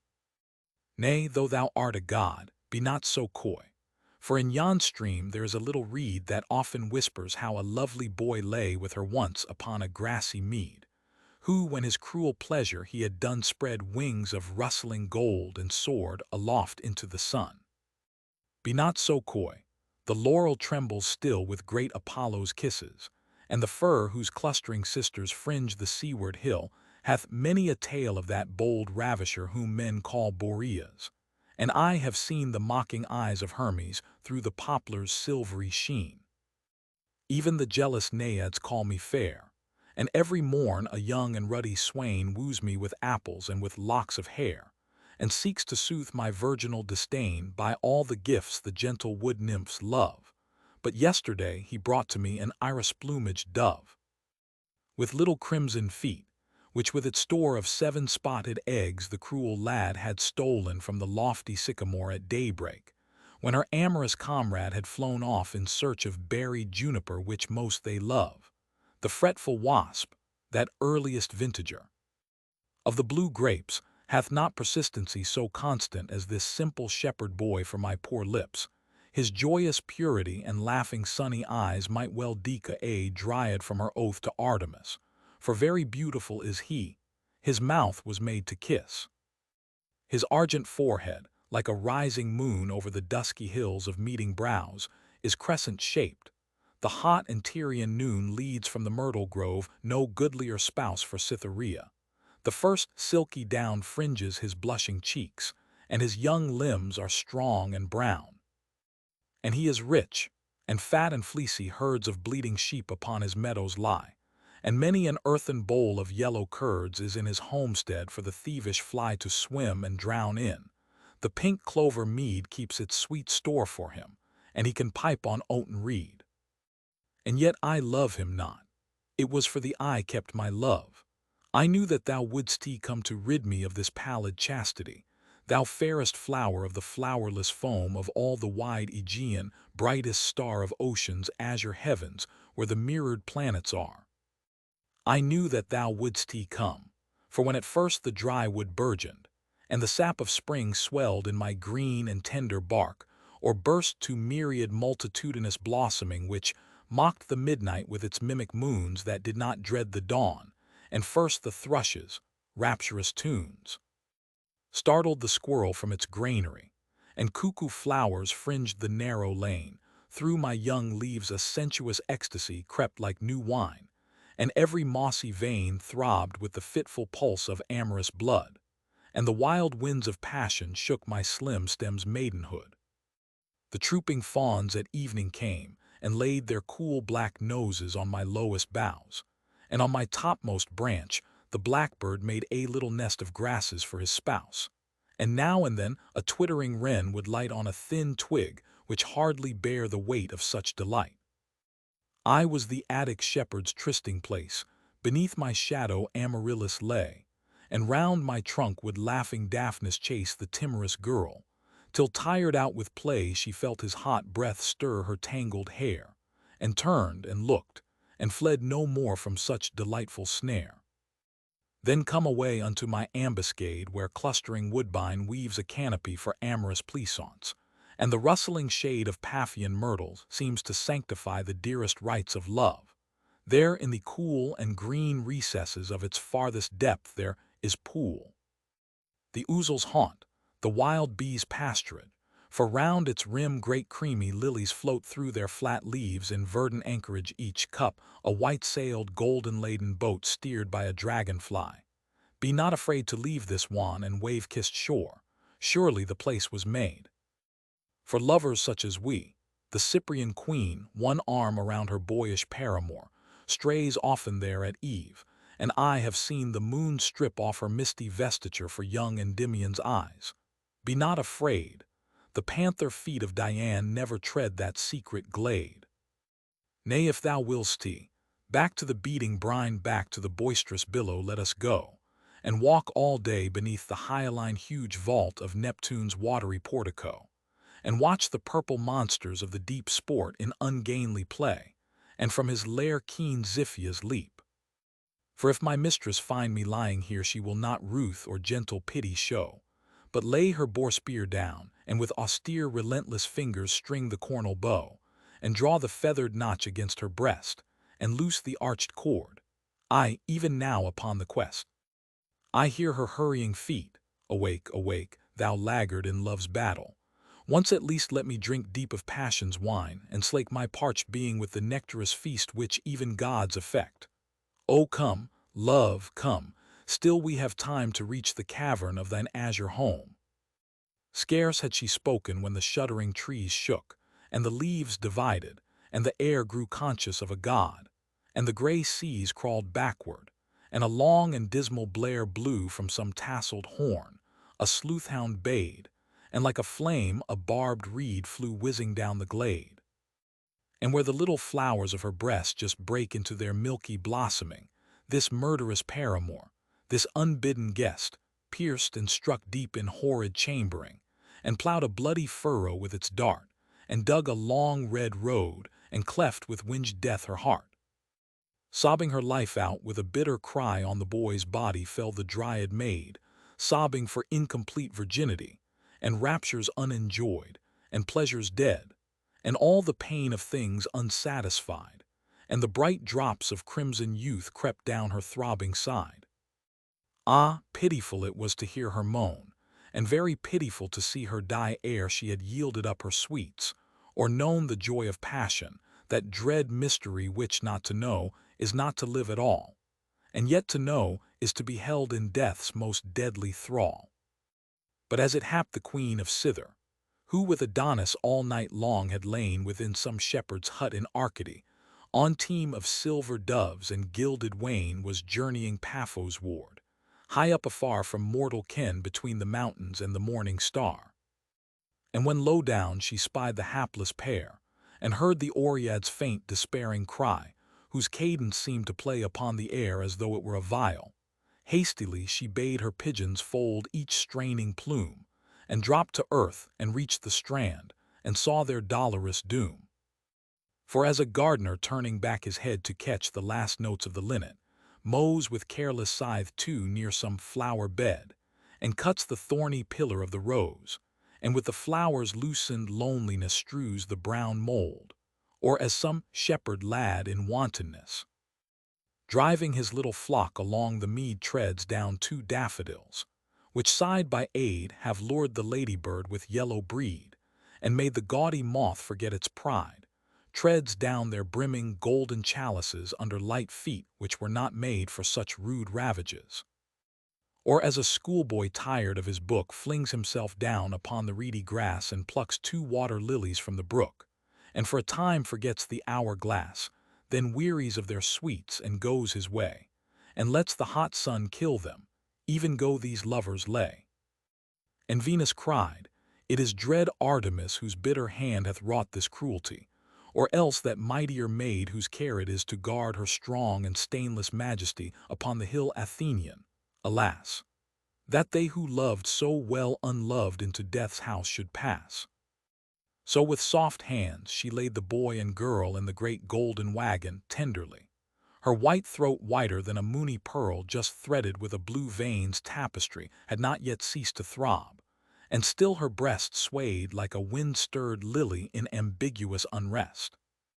And then each pigeon spread its milky van, the bright car soared into the dawning sky, and like a cloud the aerial caravan passed over the Aegean silently, till the faint air was troubled with the song from the wan mouths that call on bleeding Tammuz all night long.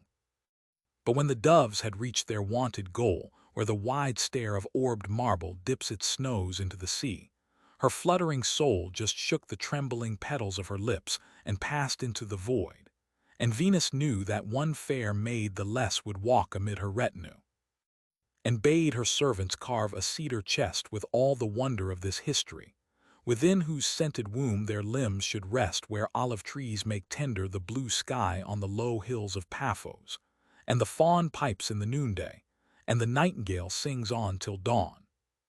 Nor failed they to obey her hest, and ere the morning bee had stung the daffodil with tiny fretful spear, or from its lair the waking stag had leapt across the rill and roused the ouzel, or the lizard crept athwart the sunny rock, beneath the grass their bodies slept. And when day brake, within that silver shrine fed by the flames of cressets tremulous, Queen Venus knelt, and prayed to Proserpine that she whose beauty made death amorous should beg a guerdon from her pallid lord, and let desire pass across dread Charon's icy ford. 3. In melancholy moonless Acheron, farm for the goodly earth and joyous day where no spring ever buds, nor ripening sun weighs down the apple trees, nor flowery May checkers with chestnut blooms the grassy floor, where thrushes never sing, and piping linnets mate no more. There by a dim and dark Lethean well young Charmides was lying. Wearily he plucked the blossoms from the asphodel, and with its little rifled treasury strewed the dull waters of the dusky stream, and watched the white stars founder, and the land was like a dream. When as he gazed into the watery glass, and through his brown hair's curly tangles scanned his own wan face, a shadow seemed to pass across the mirror, and a little hand stole into his, and warm lips timidly brushed his pale cheeks, and breathed their secret forth into a sigh. Then turned he round his weary eyes and saw, and ever nigher still their faces came, and nigher ever did their young mouths draw until they seemed one perfect rose of flame, and longing arms around her neck he cast, and felt her throbbing bosom, and his breath came hot and fast. And all his hoarded sweets were hers to kiss, and all her maidenhood was his to slay, and limb to limb in long and rapturous bliss their passion waxed and waned. Oh, why essay to pipe again of love, too venturous reed? Enough, enough that Eros laughed upon that flowerless mead. Too venturous poesy, oh, why essay to pipe again of passion? Fold thy wings o'er daring Icarus and bid thy lay sleep hidden in the lyre's silent strings, till thou hast found the old Castalian rill, or from the Lesbian waters plucked drowned Sappho's golden quid. Enough, enough that he whose life had been a fiery pulse of sin, a splendid shame, could in the loveless land of Hades glean one scorching harvest from those fields of flame, where passion walks with naked unshod feet and is not wounded. Ah, enough that once their lips could meet. In that wild throb, when all existences seemed narrowed to one single ecstasy which dies through its own sweetness, and the stress of too much pleasure, ere Persephone had bade them serve her by the ebon throne of the pale god, who in the fields of Enna loosed her zone. Flowers of gold. Impressions. One less silhouettes. The sea is flecked with bars of gray. The dull dead wind is out of tune, and like a withered leaf the moon is blown across the stormy bay.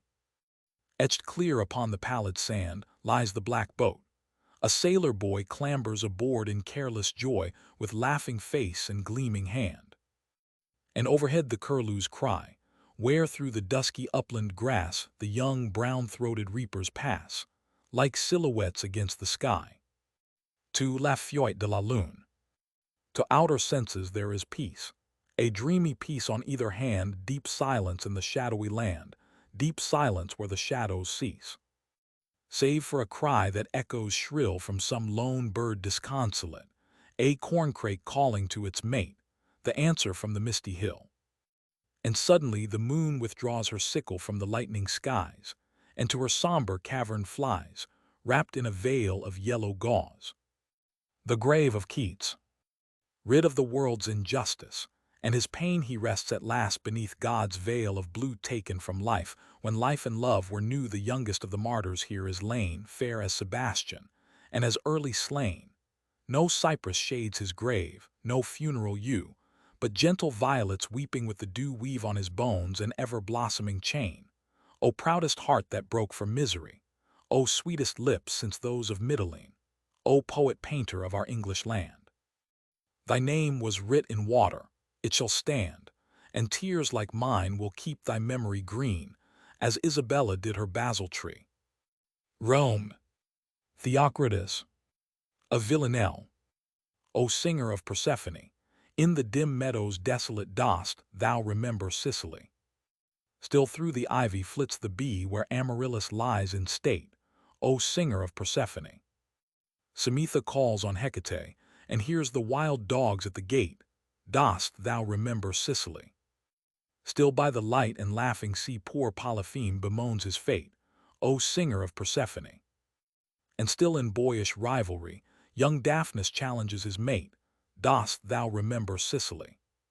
Slim Lacon keeps a goat for thee the jocund shepherds wait, O singer of Persephone, dost thou remember Sicily. In the gold room. A harmony.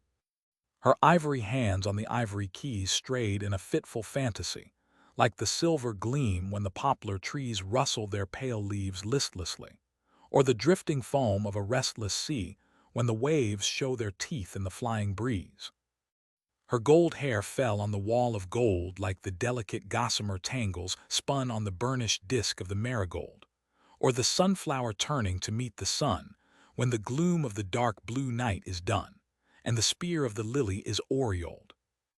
And her sweet red lips on these lips of mine burned like the ruby fire set in the swinging lamp of a crimson shrine, or the bleeding wounds of the pomegranate, or the heart of the lotus drenched and wet with the spilt-out blood of the rose-red wine. Ballade de Marguerite. Normand. I am weary of lying within the chase when the knights are meeting in market-place. Nay, go not thou to the red-roofed town, lest the hoofs of the war-horse tread thee down. But I would not go where the squires ride, I would only walk by my lady's side.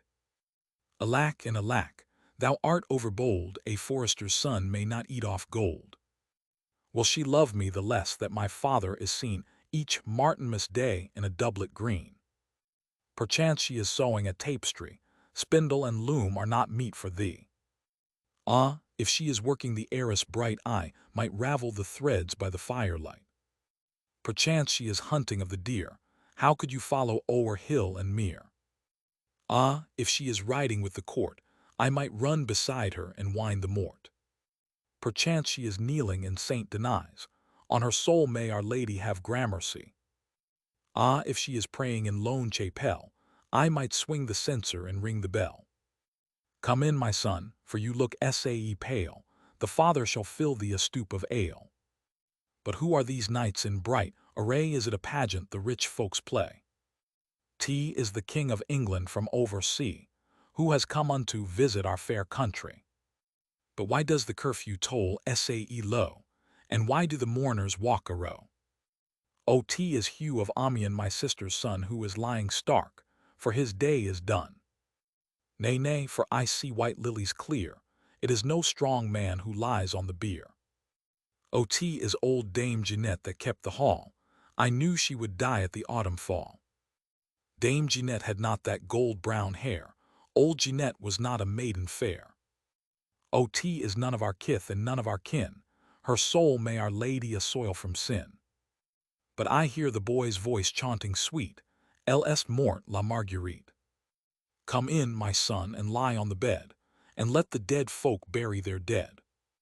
O mother, you know I loved her true. O mother, hath one grave room for two. The dole of the king's daughter. Breton. 7 stars in the still water, and 7 in the sky, 7 sins on the king's daughter deep in her soul to lie. Red roses are at her feet, roses are red in her red gold hair, and oh, where her bosom and girdle meet, red roses are hidden there. Fair is the knight who lieth slain amid the rush and reed. See the lean fishes that are fain upon dead men to feed. Sweet is the page that lieth there, cloth of gold is goodly prey. See the black ravens in the air, black, oh black as the night are they. What do they there so stark and dead? There is blood upon her hand. Why are the lilies flecked with red? There is blood on the river sand. There are 2 that ride from the south and east, and 2 from the north and west, for the black raven a goodly feast, for the king's daughter rest. There is one man who loves her true, red, oh red is the stain of gore. He hath dug in a grave by the darksome yew, one grave will do for 4. No moon in the still heaven, in the black water none. The sins on her soul are 7, the sin upon his is 1. Amor intellectualis. Oft have we trod the vales of Castaly and heard sweet notes of sylvan music blown from antique reeds to common folk unknown, and often launched our bark upon that sea which the 9 muses hold in empery, and ploughed free furrows through the wave and foam, nor spread reluctant sail for more safe home, till we had freighted well our argosy. Of which despoiled treasures these remain, Sordello's passion, and the honeyed line of young Endymion, lordly Tamburlaine driving his pampered jades, and more than these, the 7-fold vision of the Florentine, and grave-browed Milton's solemn harmonies. Santa Deca. The gods are dead. No longer do we bring to gray-eyed palace crowns of olive leaves. Demeter's child no more hath tithe of sheaves. And in the noon the careless shepherds sing, for Pan is dead, and all the wantoning by secret glade and devious haunt is o'er. Young Hylas seeks the water springs no more. Great Pan is dead, and Mary's son is king. And yet perchance in this sea-tranced isle, chewing the bitter fruit of memory, some god lies hidden in the asphodel. Ah, love! If such there be, then it were well for us to fly his anger. Nay, but see, the leaves are stirring. Let us watch a while. Corfu. A vision. 2 crowned kings, and one that stood alone with no green weight of laurels round his head, but with sad eyes as one uncomforted, and wearied with man's never-ceasing moan for sins no bleeding victim can atone, and sweet long lips with tears and kisses fed. Girt was he in a garment black and red, and at his feet I marked a broken stone which sent up lilies dove-like to his knees. Now at their sight, my heart being lit with flame, I cried to Beatrice, "Who are these?" And she made answer, knowing well each name, Aeschylus first, the second Sophocles, and last wide stream of tears, Euripides. Impression de voye. The sea was sapphire-colored, and the sky burned like a heated opal through the air. We hoisted sail. The wind was blowing fair for the blue lands that to the eastward lie. From the steep prow I marked with quickening eye Zakynthos, every olive grove and creek, Ithaca's cliff, Lycaon's snowy peak, and all the flower-strewn hills of Arcady. The flapping of the sail against the mast, the ripple of the water on the side, the ripple of girls' laughter at the stern, the only sounds, when 'gan the west to burn, and a red sun upon the seas to ride, I stood upon the soil of Greece at last. Catacolo. The grave of Shelley. Like burnt-out torches by a sick man's bed, gaunt cypress trees stand round the sun-bleached stone. Here doth the little night owl make her throne, and the slight lizard show his jeweled head, and, where the chaliced poppies flame to red, in the still chamber of yon pyramid surely some old-world Sphinx lurks darkly hid, grim warder of this pleasance of the dead. Ah, sweet indeed to rest within the womb of earth, great mother of eternal sleep, but sweeter far for the restless tomb in the blue cavern of an echoing deep, or where the tall ships founder in the gloom against the rocks of some wave-shattered steep. Rome. By the Arno, the oleander on the wall grows crimson in the dawning light, though the gray shadows of the night lie yet on Florence like a pall. The dew is bright upon the hill, and bright the blossoms overhead, but the grasshoppers have fled, the little attic song is still. Only the leaves are gently stirred by the soft breathing of the gale, and in the almond-scented vale the lonely nightingale is heard. The day will make thee silent soon, O nightingale, sing on for love, while yet upon the shadowy grove splinter the arrows of the moon. Before across the silent lawn in sea green vest the morning steals, and to love's frightened eyes reveals the long white fingers of the dawn. Fast climbing up the eastern sky to grasp and slay the shuddering night, all careless of my heart's delight, or if the nightingale should die. Impressions de Theatre. Fabien de Francia. To my friend Henry Irving. The silent room, the heavy creeping shade, the dead that travel fast, the opening door, the murdered brother rising through the floor, the ghost's white fingers on thy shoulders laid, and then the lonely duel in the glade, the broken swords, the stifled scream, the gore, thy grand revengeful eyes when all is o'er. These things are well enough, but thou wert made for more august creation. Frenzied Lear should at thy bidding wander on the heath with the shrill fool to mock him. Romeo for thee should lure his love, and desperate fear pluck Richard's recreant dagger from its sheath. Thou trumpet set for Shakespeare's lips to blow. Feder. To Sarah Bernhardt. How vain and dull this common world must seem to such a one as thou, who shouldst have talked at Florence with Mirandola, or walked through the cool olives of the Academe. Thou shouldst have gathered reeds from a green stream for goat-foot Pan's shrill piping, and have played with the white girls in that Phaeacian glade where grave Odysseus wakened from his dream. Surely once some urn of Attic clay held thy wan dust, and thou hast come again back to this common world so dull and vain, for thou wert weary of the sunless day, the heavy fields of scentless asphodel, the loveless lips with which men kiss in hell. Written at the Lyceum Theatre. 1 Portia. To Eleutheria. I marvel not Bassanio was so bold to peril all he had upon the lead, or that proud Aragon bent low his head, or that Morocco's fiery heart grew cold.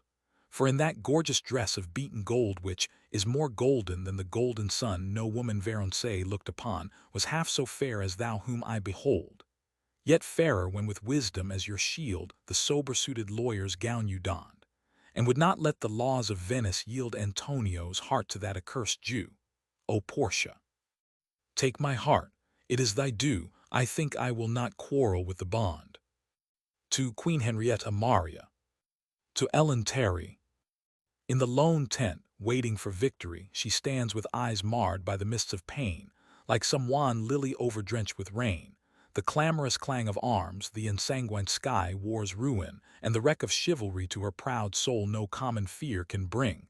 Bravely she tarrieth for her lord the king, her soul aflame with passionate ecstasy. O hair of gold! O crimson lips! O face made for the luring and the love of man! With the eye do forget the toil and stress, the loveless road that knows no resting place, time's straitened pulse, the soul's dread weariness, my freedom and my life republican. 3 Camma. To Eleutheria.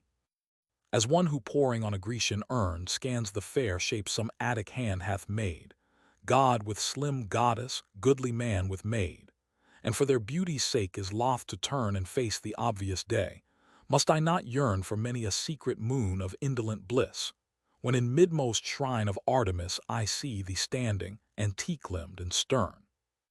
And yet, methinks I'd rather see thee play that serpent of old Nile, whose witchery made emperors drunken.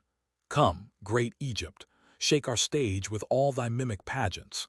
Nay, I am grown sick of unreal passions, make the world thine Actium, me thine Anthony. Panthea. Nay, let us walk from fire unto fire, from passionate pain to deadlier delight. I am too young to live without desire. Too young art thou to waste this summer night asking those idle questions which of old man sought of seer and oracle, and no reply was told. For sweet to feel is better than to know, and wisdom is a childless heritage, one pulse of passion, youth's first fiery glow, are worth the hoarded proverbs of the sage. Vex not thy soul with dead philosophy. Have we not lips to kiss with, hearts to love and eyes to see? Dost thou not hear the murmuring nightingale, like water bubbling from a silver jar? So soft she sings the envious moon is pale, that high in heaven she is hung so far she cannot hear that love-enraptured tune.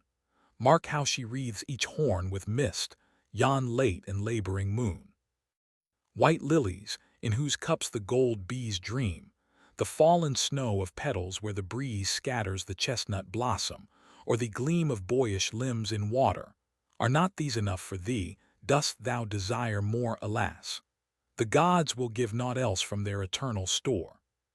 For our high gods have sick and wearied grown of all our endless sins, our vain endeavor for wasted days of youth to make atone by pain or prayer or priest, and never, never, hearken they now to either good or ill, but send their rain upon the just and the unjust at will.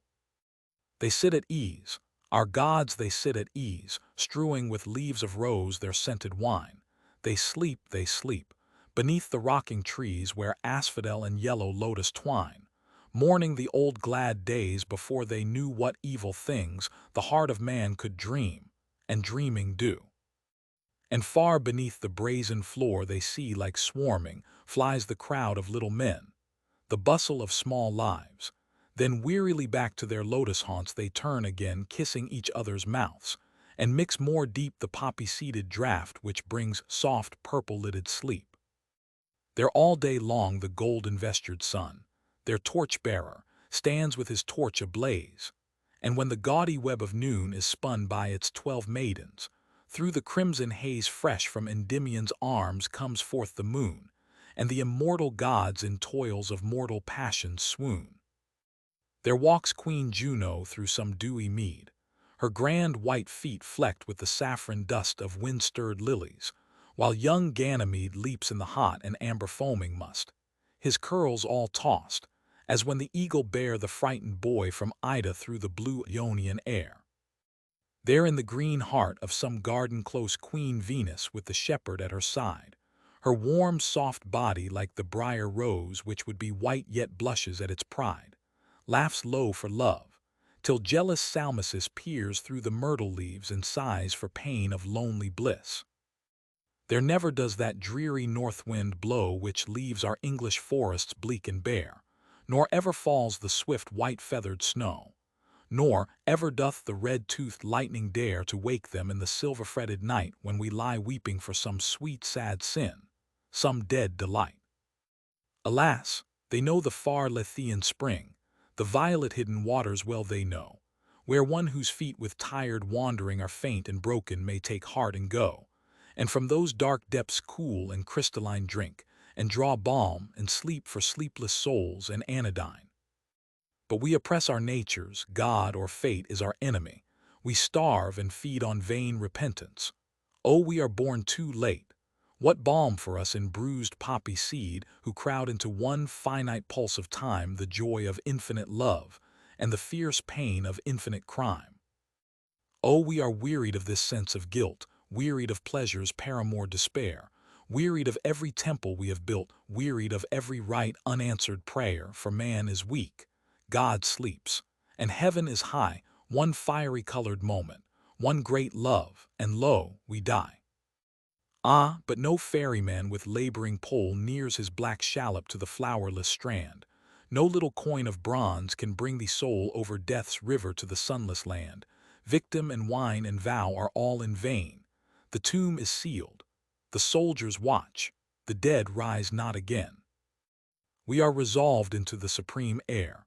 We are made one with what we touch and see. With our heart's blood each crimson sun is fair. With our young lives each spring-impassioned tree flames into green. The wildest beasts that range the more our kinsmen are. All life is one, and all is change. With beat of systole and of diastole one grand great life throbs through earth's giant heart, and mighty waves of single being roll from nerveless germ to man, For we are part of every rock and bird and beast and hill, one with the things that prey on us, and one with what we kill. From lower cells of waking life we pass to full perfection. Thus the world grows old. We who are godlike now were once a mass of quivering purple flecked with bars of gold, unsentient or of joy or misery, and tossed in terrible tangles of some wild and windswept sea. This hot hard flame with which our bodies burn will make some meadow blaze with daffodil. Aye, and those argent breasts of thine will turn to water lilies. The brown fields men till we'll be more fruitful for our love tonight. Nothing is lost in nature. All things live in death, despite. The boy's first kiss, the hyacinth's first bell, the man's last passion, and the last red spear that from the lily leaps, the asphodel witch will not let its blossoms blow for fear of too much beauty, and the timid shame of the young bridegroom at his lover's eyes, these with the same one sacrament are consecrate. The earth not we alone hath passions hymeneal. The yellow buttercups that shake for mirth at daybreak know a pleasure not less real than we do, when in some fresh blossoming wood we draw the spring into our hearts and feel that life is good. So when men bury us beneath the yew, thy crimson-stained mouth a rose will be, and thy soft eyes lush bluebells dimmed with dew. And when the white narcissus wantonly kisses the wind, its playmate some faint joy will thrill our dust, and we will be again fond maid and boy. And thus without life's conscious torturing pain in some sweet flower we will feel the sun, and from the linnet's throat we'll sing again, and as two gorgeous-mailed snakes will run over our graves, or as two tigers creep through the hot jungle where the yellow-eyed huge lions sleep, and give them battle. How my heart leaps up to think of that grand living after death in beast and bird and flower, when this cup, being filled too full of spirit, bursts for breath, and with the pale leaves of some autumn day, the soul earth's earliest conqueror becomes earth's last great prey. Oh, think of it! We shall inform ourselves into all sensuous life, the goat-foot fawn, the centaur, or the merry bright-eyed elves that leave their dancing rings to spite the dawn upon the meadows, shall not be more near than you and I to nature's mysteries, for we shall hear the thrush's heart beat, and the daisies grow, and the wan snowdrop sighing for the sun on sunless days in winter. We shall know by whom the silver gossamer is spun, who paints the diapered fritillaries, on what wide wings from shivering pine to pine the eagle flies. Ay, had we never loved at all, who knows if yonder daffodil had lured the bee into its gilded womb, or any rose had hung with crimson lamps its little tree, methinks no leaf would ever bud in spring, but for the lover's lips that kiss, the poet's lips that sing. Is the light vanished from our golden sun, or is this daedal-fashioned earth less fair, that we are nature's heritors, and one with every pulse of life that beats the air? Rather new suns across the sky shall pass, new splendor come unto the flower, new glory to the grass. And we two lovers shall not sit afar, critics of nature, but the joyous sea shall be our raiment, and the bearded star shoot arrows at our pleasure. We shall be part of the mighty universal whole, and through all eons mix and mingle with the cosmic soul. We shall be notes in that great symphony whose cadence circles through the rhythmic spheres, and all the live world's throbbing heart shall be one with our heart. The stealthy creeping years have lost their terrors now. We shall not die. The universe itself shall be our immortality. The fourth movement. Impression. Le Ravelin. The sky is laced with fitful red. The circling mists and shadows flee. The dawn is rising from the sea like a white lady from her bed, and jagged brazen arrows fall athwart the feathers of the night, and a long wave of yellow light breaks silently on tower and hall, and spreading wide across the wold wakes into flight some fluttering bird, and all the chestnut tops are stirred, and all the branches streaked with gold. At Verona. How steep the stairs within kings' houses are for exile-wearied feet as mine to tread, and oh how salt and bitter is the bread which falls from this hound's table. Better far that I had died in the red ways of war, or that the gate of Florence bear my head, than to live thus, by all things comraded which seek the essence of my soul to mar. Curse God and die. What better hope than this? He hath forgotten thee in all the bliss of his gold city, and eternal day. Nay, peace. Behind my prison's blinded bars I do possess what none can take away, my love, and all the glory of the stars. Apologia. Is it thy will that I should wax and wane, barter my cloth of gold for hodden gray, and at thy pleasure weave that web of pain whose brightest threads are each a wasted day? Is it thy will, love, that I love so well, that my soul's house should be a tortured spot wherein, like evil paramours, must dwell the quenchless flame, the worm that dieth not? Nay, if it be thy will, I shall endure, and sell ambition at the common mart, and let dull failure be my vestiture, and sorrow dig its grave within my heart. Perchance it may be better so. At least I have not made my heart a heart of stone, nor starved my boyhood of its goodly feast, nor walked where beauty is a thing unknown. Many a man hath done so, sought to fence in straitened bonds the soul that should be free, trodden the dusty road of common sense, while all the forest sang of liberty, not marking how the spotted hawk in flight passed on wide pinion through the lofty air, to where some steep, untrodden mountain height caught the last tresses of the sun god's hair. Or how the little flower he trod upon, the daisy, that white-feathered shield of gold, followed with wistful eyes the wandering sun content, if once its leaves were aureoled. But surely it is something to have been the best beloved for a little while, to have walked hand in hand with love, and seen his purple wings flit once across thy smile. I, though the gorged asp of passion feed on my boy's heart, yet have I burst the bars, stood face to face with beauty, known indeed the love which moves the sun and all the stars. Quia multum amavi. Dear heart, I think the young impassioned priest, when first he takes from out the hidden shrine his God imprisoned in the Eucharist, and eats the bread, and drinks the dreadful wine, feels not such awful wonder as I felt when first my smitten eyes beat full on thee, and all night long before thy feet I knelt, till thou wert wearied of idolatry. Ah, hadst thou liked me less and loved me more, through all those summer days of joy and rain, I had not now been sorrow's heritor, or stood a lackey in the house of pain. Yet though remorse, youth's white-faced seneschal, tread on my heels with all his retinue, I am most glad I loved thee. Think of all the suns that go to make one speedwell blue. Silentium amoris. As oftentimes the too resplendent sun hurries the pallid and reluctant moon back to her somber cave, ere she hath won a single ballad from the nightingale, so doth thy beauty make my lips to fail, and all my sweetest singing out of tune. And as at dawn across the level mead on wings impetuous some wind will come, and with its too harsh kisses break the reed which was its only instrument of song, so my too stormy passions work me wrong, and for excess of love my love is dumb. But surely unto thee mine eyes did show why I am silent, and my lute unstrung, else it were better we should part, and go, thou to some lips of sweeter melody, and I to nurse the barren memory of unkissed kisses, and songs never sung. Her voice. The wild bee reels from bough to bough with his furry coat and his gauzy wing, now in a lily cup, and now setting a jacinth bell a-swing in his wandering. Sit closer, love. It was here I trow I made that vow. Swore that two lives should be like one as long as the seagull loved the sea, as long as the sunflower sought the sun. It shall be, I said, for eternity, twixt you and me, dear friend, those times are over and done. Love's web is spun.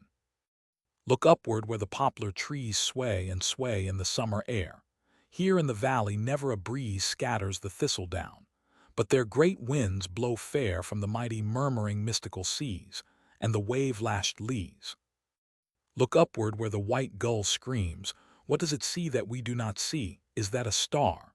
Or the lamp that gleams on some outward voyaging argosy? Ah, can it be we have lived our lives in a land of dreams? how sad it seems. Sweet, there is nothing left to say but this, that love is never lost. Keen winter stabs the breasts of May, whose crimson roses burst his frost. Ships tempest-tossed will find a harbor in some bay, and so we may. And there is nothing left to do but to kiss once again, and part. Nay, there is nothing we should rue. I have my beauty, you your art, nay, do not start. One world was not enough for two like me and you. My voice. Within this restless, hurried, modern world we took our hearts, full pleasure, you and I, and now the white sails of our ship are furled, and spent the lading of our argosy. Wherefore my cheeks before their time are wan, for very weeping is my gladness fled. Sorrow has paled my young mouth's vermilion, and ruin draws the curtains of my bed. But all this crowded life has been to thee no more than lyre, or lute, or subtle spell of viols, or the music of the sea that sleeps, a mimic echo in the shell. Tedium vitae. To stab my youth with desperate knives, to wear this paltry age's gaudy livery, to let each base hand filch my treasury, to mesh my soul within a woman's hair, and be mere fortune's lackeyed groom, I swear I love it not. These things are less to me than the thin foam that frets upon the sea, less than the thistledown of summer air which hath no seed. Better to stand aloof far from these slanderous fools who mock my life knowing me not. Better the lowliest roof fit for the meanest hind to sojourn in, than to go back to that hoarse cave of strife, where my white soul first kissed the mouth of sin. Humanidad. It is full winter now. The trees are bare, save where the cattle huddle from the cold beneath the pine, for it doth never wear the autumn's gaudy livery whose gold her jealous brother pilfers, but is true to the green doublet. Bitter is the wind as though it blew from Saturn's cave. A few thin wisps of hay lie on the sharp black hedges, where the wain dragged the sweet pillage of a summer's day from the low meadows up the narrow lane. Upon the half-thawed snow the bleating sheep press close against the hurdles, and the shivering house-dogs creep. From the shut stable to the frozen stream and back again disconsolate, and miss the bawling shepherds and the noisy team. And overhead in circling listlessness the cawing rooks whirl round the frosted stack, or crowd the dripping boughs. And in the fen the ice pools crack, where the gaunt bittern stalks among the reeds and flaps his wings and stretches back his neck, and hoots to see the moon. Across the meads limps the poor frightened hare, a little speck, and a stray seamew with its fretful cry flits like a sudden drift of snow against the dull gray sky. Full winter, and the lusty goodman brings his load of faggots from the chilly byre, and stamps his feet upon the hearth, and flings the sappy billets on the waning fire, and laughs to see the sudden lightning scare his children at their play, and yet the spring is in the air. Already the slim crocus stirs the snow, and soon yon blanched fields will bloom again with nodding cowslips for some lad to mow, for with the first warm kisses of the rain the winter's icy sorrow breaks to tears, and the brown thrushes mate, and with bright eyes the rabbit peers from the dark warren where the fir cones lie, and treads one snowdrop underfoot, and runs over the mossy knoll, and blackbirds fly across our path at evening, and the sun stay longer with us. Ah, how good to see grass-girdled spring in all her joy of laughing greenery dance through the hedges till the early rose, that sweet repentance of the thorny briar, burst from its sheathed emerald and disclose the little quivering disk of golden fire which the bees know so well, for with it come pale boy's love, sopsin wine, and daffodillies all in bloom. Then up and down the field the sower goes, while close behind the laughing younker scares with shrilly whoop the black and thievish crows, and then the chestnut tree its glory wears. And on the grass the creamy blossom falls in odorous excess, and faint half-whispered madrigals steal from the bluebell's nodding carolins each breezy morn, and then white jessamine, that star of its own heaven, snapdragons with lolling crimson tongues, and eglantine in dusty velvets clad usurp the bed and woodland empery, and when the lingering rose hath shed red leaf by leaf its folded panoply, and pansies close their purple-lidded eyes. Chrysanthemums from gilded argosy unload their gaudy, scentless merchandise, and violets getting overbold withdraw from their shy nooks, and scarlet berries dot the leafless haw. O happy field, and O thrice happy tree, soon will your queen in daisy-flowered smock and crown of flowered loose trip down the lay. Soon will the lazy shepherds drive their flock back to the pasture by the pool, and soon through the green leaves will float the hum of murmuring bees at noon. Soon will the glade be bright with bellamer, the flower which wantons love, and those sweet nuns veil lilies in their snowy vestiture will tell their beaded pearls, and carnations with mitred dusky leaves will scent the wind, and straggling travelers joy each hedge with yellow stars will bind. Dear bride of nature and most bounteous spring, that canst give increase to the sweet-breathed kine, and to the kid its little horns, and bring the soft and silky blossoms to the vine, where is that old nepenthe which of your man got from poppy root and glossy-berried mandragore? There was a time when any common bird could make me sing in unison, a time when all the strings of boyish life were stirred to quick response or more melodious rhyme by every forest idyll. Do I change, or rather doth some evil thing through thy fair pleasance range? Nay, nay, thou art the same. 'Tis I who seek to vex with sighs thy simple solitude, and because fruitless tears bedew my cheek would have thee weep with me in brotherhood, fool. Shall each wronged and restless spirit dare to taint such wine with the salt poison of own despair? Thou art the same. 'Tis I whose wretched soul takes discontent to be its paramour, and gives its kingdom to the rude control of what should be its servitor. For sure wisdom is somewhere, though the stormy sea contain it not, and the huge deep answer, 'tis not in me. To burn with one clear flame, to stand erect in natural honor, not to bend the knee in profitless prostrations whose effect is by itself condemned. What alchemy can teach me this? What herb Medea brewed will bring the unexultant peace of essence not subdued? The minor chord which ends the harmony, and for its answering brother waits in vain sobbing for incompleted melody, dies a swan's death. But I the air of pain, a silent Memnon with blank lidless eyes, wait for the light and music of those suns which never rise. The quenched-out torch, the lonely cypress gloom, the little dust stored in the narrow urn, the gentle chi alphi odoro epsilon of the Attic tomb, were not these better far than to return to my old fitful restless malady, or spend my days within the voiceless cave of misery? Nay, for perchance that poppy-crowned god is like the watcher by a sick man's bed who talks of sleep but gives it not. His rod hath lost its virtue, and when all is said, death is too rude, too obvious a key to solve one single secret in a life's philosophy.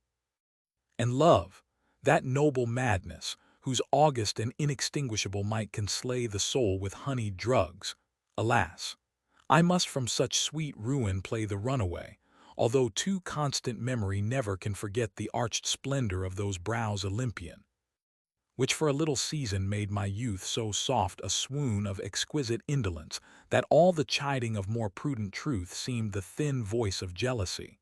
O hence, thou huntress deadlier than Artemis, go seek some other quarry, for of thy too perilous bliss my lips have drunk enough, no more, no more, though love himself should turn his gilded prow back to the troubled waters of this shore where I am wrecked and stranded.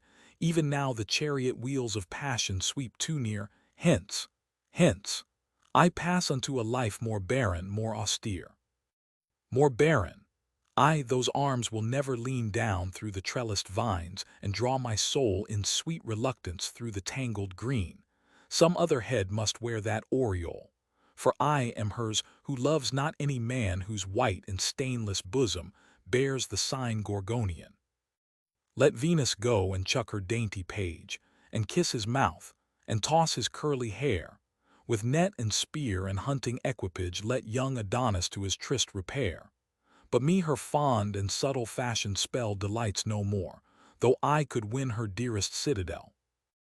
Though I were that laughing shepherd boy who from Mount Ida saw the little cloud pass over Tenedos and lofty Troy, and knew the coming of the queen, and bowed in wonder at her feet, not for the sake of a new Helen would I bid her hand the apple take.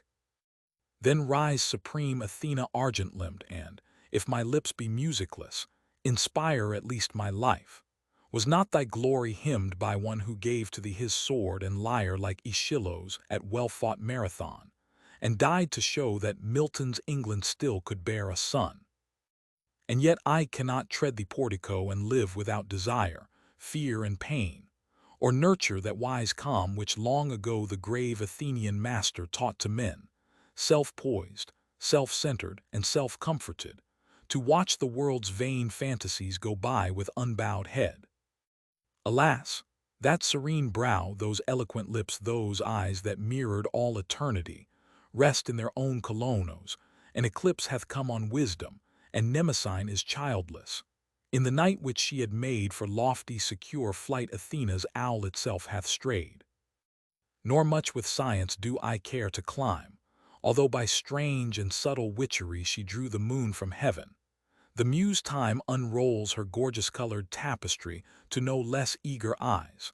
Often indeed in the great epic of Polymnia's scroll I love to read how Asia sent her myriad hosts to war against a little town, and panoplied in gilded mail with jeweled scimitar, white-shielded, purple-crested, rode the mead between the waving poplars and the sea which men call Artemisium, till he saw Thermopylae, its steep ravine spanned by a narrow wall, and on the nearer side a little brood of careless lions holding festival, and stood amazed at such hardihood, and pitched his tent upon the reedy shore, and stayed 2 days to wonder, and then crept at midnight o'er some unfrequented height, and coming down the autumn forests treacherously slew what Sparta held most dear and was the crown of far Eurotas, and passed on, nor knew how God had staked an evil net for him in the small bay at Salamis.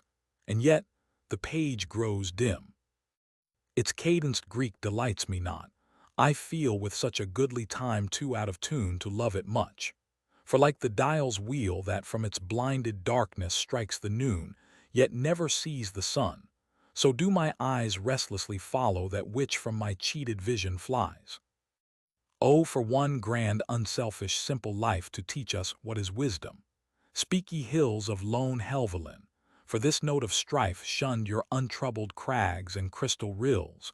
Where is that spirit which living blamelessly, yet dared to kiss the smitten mouth of his own century? Speak ye Rydalian laurels. Where is he whose gentle head ye sheltered, that pure soul whose gracious days of uncrowned majesty through lowliest conduct touched the lofty goal where love and duty mingle?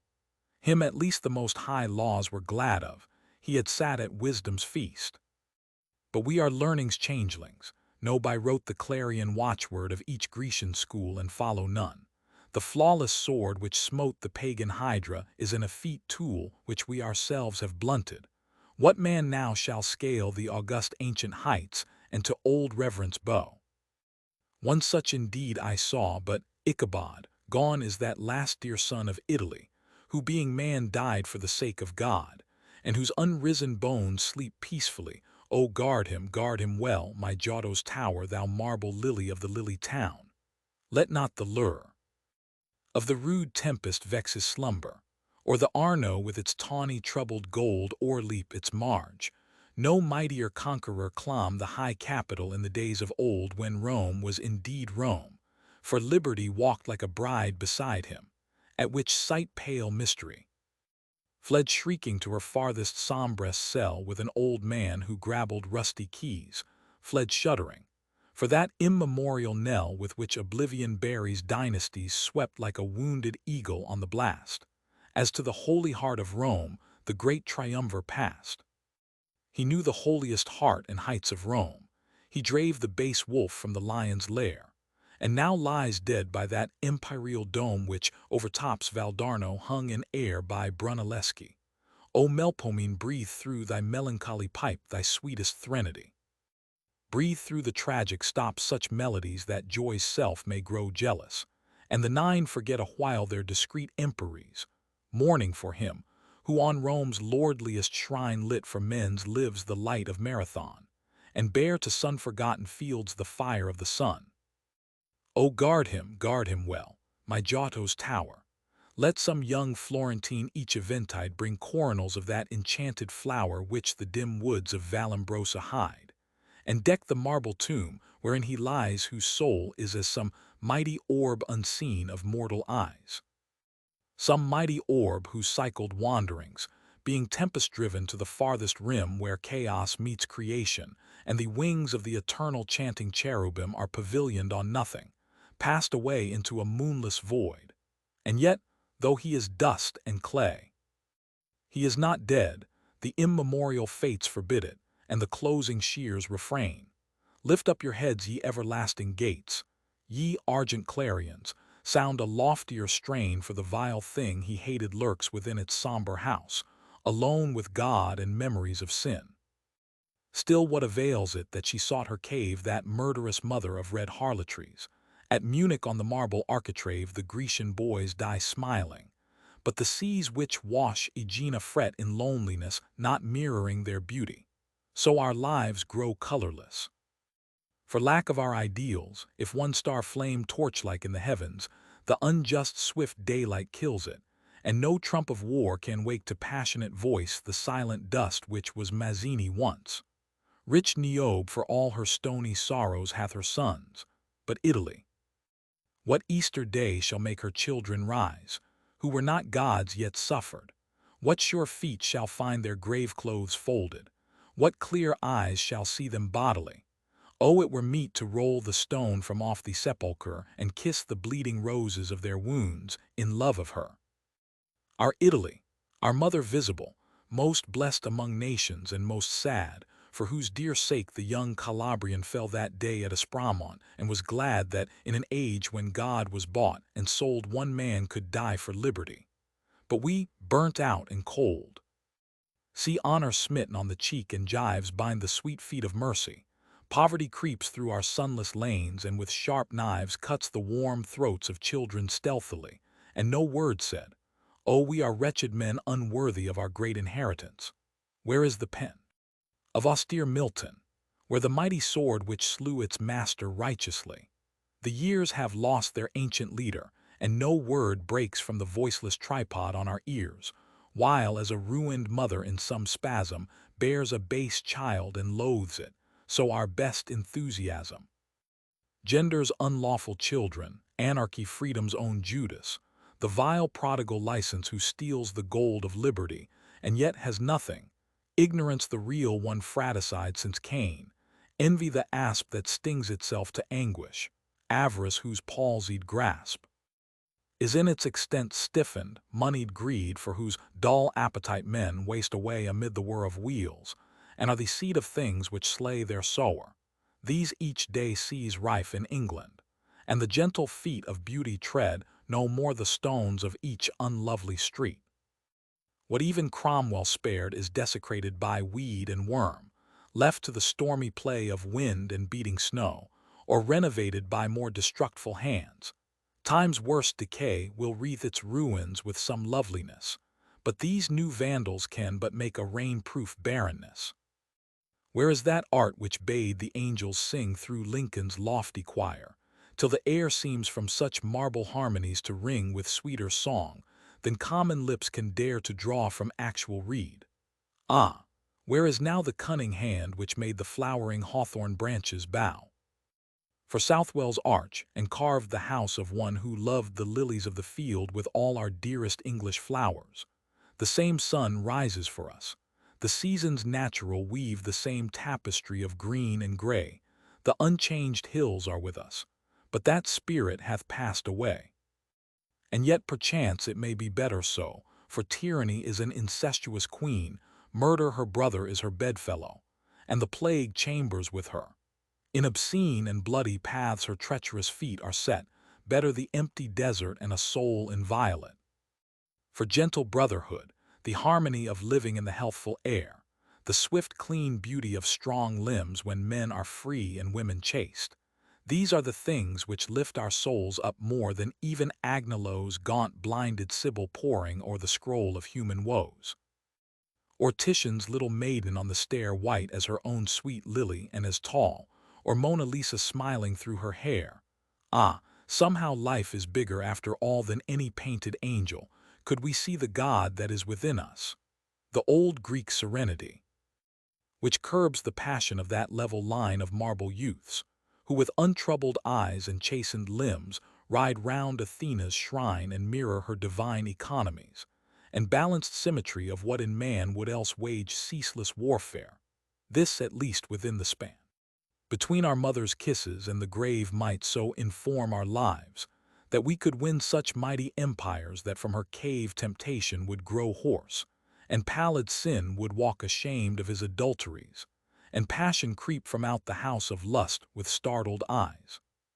To make the body and the spirit one with all right things, till no thing live in vain from morn to noon, but in sweet unison with every pulse of flesh and throb of brain, the soul, in flawless essence high enthroned, against all outer vain attack invincibly bastioned. Mark with serene impartiality the strife of things, and yet be comforted knowing that by the chain causality all separate existences are wed into one supreme whole, whose utterance is joy or holier praise. Ah, surely this were governance of life in most august omnipresence, through which the rational intellect would find in passion its expression, and mere sense ignoble else, lend fire to the mind, and being joined with it in harmony more mystical than that which binds the stars planetary. Strike from their several tones one octave chord whose cadence being measureless would fly through all the circling spheres, then to its Lord return refreshed with its new empery and more exultant power. This indeed could we but reach it were to find the last, the perfect creed. Ah, it was easy when the world was young to keep one's life free and inviolate. From our sad lips another song is wrung. By our own hands our heads are desecrate, wanderers in drear exile and dispossessed of what should be our own, we can but feed on wild unrest. Somehow the grace, the bloom of things has flown, and of all men we are most wretched who must live each other's lives and not our own for very pity's sake, and then undo all that we lived for. It was otherwise when soul and body seemed to blend in mystic symphonies. But we have left those gentle haunts to pass with weary feet to the new Calvary, where we behold, as one who in a glass sees his own face, self-slain humanity, and in the dumb reproach of that sad gaze learn what an awful phantom the red hand of man can raise. O smitten mouth, O forehead crowned with thorn, O chalice of all common miseries, thou for our sakes that loved thee not hast borne an agony of endless centuries, and we were vain and ignorant nor knew that when we stabbed thy heart it was our own real hearts we slew. Being ourselves the sowers and the seeds, the night that covers and the lights that fade, the spear that pierces and the side that bleeds, the lips betraying and the life betrayed, the deep hath calm, the moon hath rest, but we lords of the natural world are yet our own dread enemy. Is this the end of all that primal force which, in its changes being still the same, from eyeless chaos cleft its upward course, through ravenous seas and whirling rocks and flame, till the suns met in heaven and began their cycles, and the morning stars sang, and the Word was man? Nay, nay, we are but crucified, and though the bloody sweat falls from our brows like rain loosen the nails, we shall come down, I know, staunch the red wounds. We shall be whole again, no need have we of hyssop-laden rod, that which is purely human, that is godlike, that is God. Flower of love. Gamma lambda upsilon kappa upsilon pi iota kappa rho omicron sigma, epsilon rho omega sigma. Sweet, I blame you not, for mine the fault was, had I not been made of common clay I had climbed the higher heights unclimbed yet, seen the fuller air, the larger day. From the wildness of my wasted passion I had struck a better, clearer song, lit some lighter light of freer freedom, battled with some hydra-headed wrong. Had my lips been smitten into music by the kisses that but made them bleed, you had walked with Bice, and the angels on that verdant and enameled mead. I had trod the road which Dante treading saw the suns of seven circles shine. I, perchance, had seen the heavens opening as they opened to the Florentine. And the mighty nations would have crowned me, who am crownless now and without name, and some orient dawn had found me kneeling on the threshold of the house of fame. I had sat within that marble circle where the oldest bard is as the young, and the pipe is ever dropping honey, and the lyre's strings are ever strung. Keats had lifted up his hymeneal curls from out the poppy-seeded wine, with ambrosial mouth had kissed my forehead, clasped the hand of noble love in mine. And at springtide, when the apple blossoms brush the burnished bosom of the dove, two young lovers lying in an orchard would have read the story of our love, would have read the legend of my passion, known the bitter secret of my heart, kissed as we have kissed, but never parted as we two are fated now to part. For the crimson flower of our life is eaten by the cankerworm of truth, and no hand can gather up the fallen, withered petals of the rose of youth. Yet I am not sorry that I loved you. Ah, what else had I a boy to do? For the hungry teeth of time devour, and the silent-footed years pursue. Rudderless, we drift athwart a tempest, and when once the storm of youth is past, without lyre, without lute or chorus, death the silent pilot comes at last. And within the grave there is no pleasure, for the blind worm battens on the root, and desire shudders into ashes, and the tree of passion bears no fruit. Ah, what else had I to do but love you? God's own mother was less dear to me, and less dear the Cytherean rising like an argent lily from the sea. I have made my choice, have lived my poems, and though youth is gone in wasted days, I have found the lover's crown of myrtle better than the poet's crown of bays.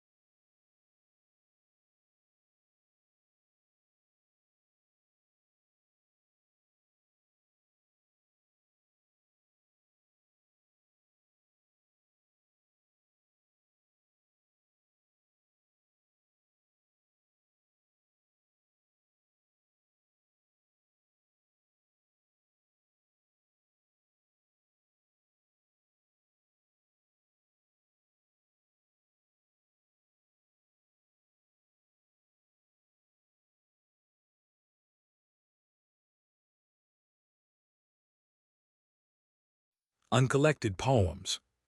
From Spring Days to Winter. For Music. In the glad springtime when leaves were green, oh merrily the throstle sings. I sought, amid the tangled sheen, love whom mine eyes had never seen. Oh, the glad dove has golden wings. Between the blossoms red and white, oh merrily the throstle sings. My love first came into my sight, oh perfect vision of delight, oh the glad dove has golden wings. The yellow apples glowed like fire, oh merrily the throstle sings. O love too great for lip or lyre, blown rose of love and of desire, oh the glad dove has golden wings. But now with snow the tree is gray. Ah, sadly now the throstle sings, my love is dead. Ah, well-a-day, see at her silent feet I lay a dove with broken wings. Ah, love, that thou wert slain, fond dove, return again. Trusted thee. Alpha letter 1F34 lambda yoda nu omicron nu. Alpha letter 1F34 lambda yoda nu omicron nu epsilon letter 1F30 pi epsilon. Delta. Epsilon letter 1F56 nu yoda cap alpha tau omega. Oh well for him who lives at ease with garnered gold in wide domain, nor heeds the splashing of the rain. the crashing down of forest trees. O well for him who ne'er hath known the travail of the hungry years, a father grey with grief and tears, a mother weeping all alone. But well for him whose foot hath trod the weary road of toil and strife, yet from the sorrows of his life builds ladders to be nearer God. The true knowledge 0, 0, 0. Letter 1F00 nu alpha cap alpha iota meg sigma delta. Letter 1F14 chi epsilon iota, beta iota omicron nu, theta epsilon rho iota zeta epsilon iota nu. Letter 1F65 sigma tau epsilon kappa alpha rho pi iota mu omicron nu, sigma tau alpha chi epsilon nu, kappa alpha. Letter 1F76 tau. Letter 1F78 nu y. Letter 1F72 nu epsilon. Letter 1F36 nu alpha iota tau. Letter 1F78 nu delta. Letter 1F72 eta. Thou knowest all. I seek in vain what lands to till or sow with seed. The land is black with briar and weed, nor cares for falling tears or rain. Thou knowest all. I sit and wait with blinded eyes and hands that fail, till the last lifting of the veil and the first opening of the gate. Thou knowest all. I cannot see. I trust I shall not live in vain. I know that we shall meet again in some divine eternity. Impressions. 1. Le Jardin. The lily's withered chalice falls around its rod of dusty gold, and from the beech trees on the wold the last wood pigeon coos and calls. The gaudy leonine sunflower hangs black and barren on its stalk, and down the windy garden walk the dead leaves scatter, hour by hour. Pale privet petals white as milk are blown into a snowy mass. The roses lie upon the grass like little shreds of crimson silk. 2. La Mer. A white mist drifts across the shrouds. A wild moon in this wintry sky gleams like an angry lion's eye out of a mane of tawny clouds. The muffled steersman at the wheel is but a shadow in the gloom, and in the throbbing engine room leap the long rods of polished steel. The shattered storm has left its trace upon this huge and heaving dome, for the thin threads of yellow foam float on the waves like raveled lace. Under the balcony. O beautiful star with the crimson mouth, O moon with the brows of gold, rise up from the odorous south, and light for my love her way, lest her little feet should stray on the windy hill and the wold. O beautiful star with the crimson mouth, O moon with the brows of gold. O ship that shakes on the desolate sea, O ship with the wet white sail, put in to the port to me, for my love and I would go to the land where the daffodils blow in the heart of a violet dale. O ship that shakes on the desolate sea, O ship with the wet white sail. O rapturous bird with the low, sweet note, O bird that sits on the spray, sing on from your soft brown throat, and my love in her little bed will listen, and lift her head from the pillow and come my way. O rapturous bird with the low, sweet note, O bird that sits on the spray. O blossom that hangs in the tremulous air, O blossom with lips of snow, come down for my love to wear. You will die on her head in a crown, you will die in a fold of her gown, to her little light heart you will go. O blossom that hangs in the tremulous air, O blossom with lips of snow. The harlot's house. We caught the tread of dancing feet, we loitered down the moonlit street, and stopped beneath the harlot's house. Inside, above the din and fray, we heard the loud musicians play the Treus Liebes Hers of Strauss. Like strange mechanical grotesques, making fantastic arabesques, the shadows raced across the blind. We watched the ghostly dancers spin to sound of horn and violin, like black leaves wheeling in the wind. Like wire-pulled automatons, slim silhouetted skeletons went sidling through the slow quadrille. Then took each other by the hand, and danced a stately saraband. Their laughter echoed thin and shrill. Sometimes a clockwork puppet pressed a phantom lover to her breast, sometimes they seemed to try to sing. Sometimes a horrible marionette came out, and smoked its cigarette upon the steps like a live thing.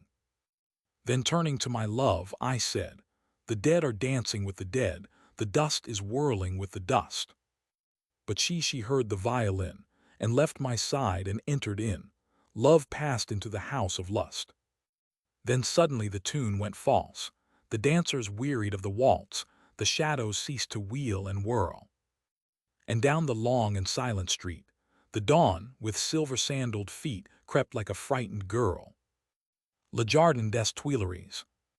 This winter air is keen and cold this winter sun, but round my chair the children run like little things of dancing gold. Sometimes about the painted kiosk the mimic soldiers strut and stride, sometimes the blue-eyed brigands hide in the bleak tangles of the bosque.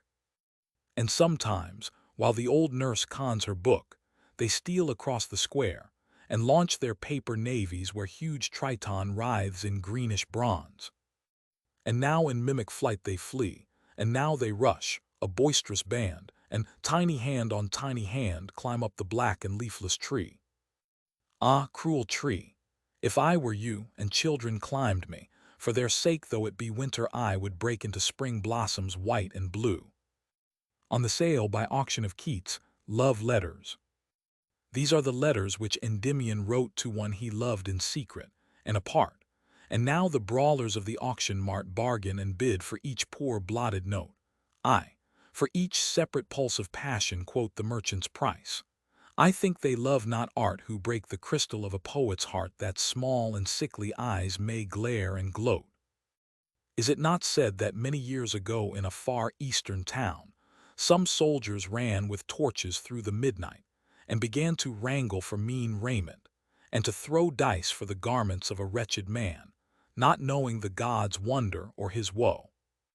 The new remorse. The sin was mine. I did not understand.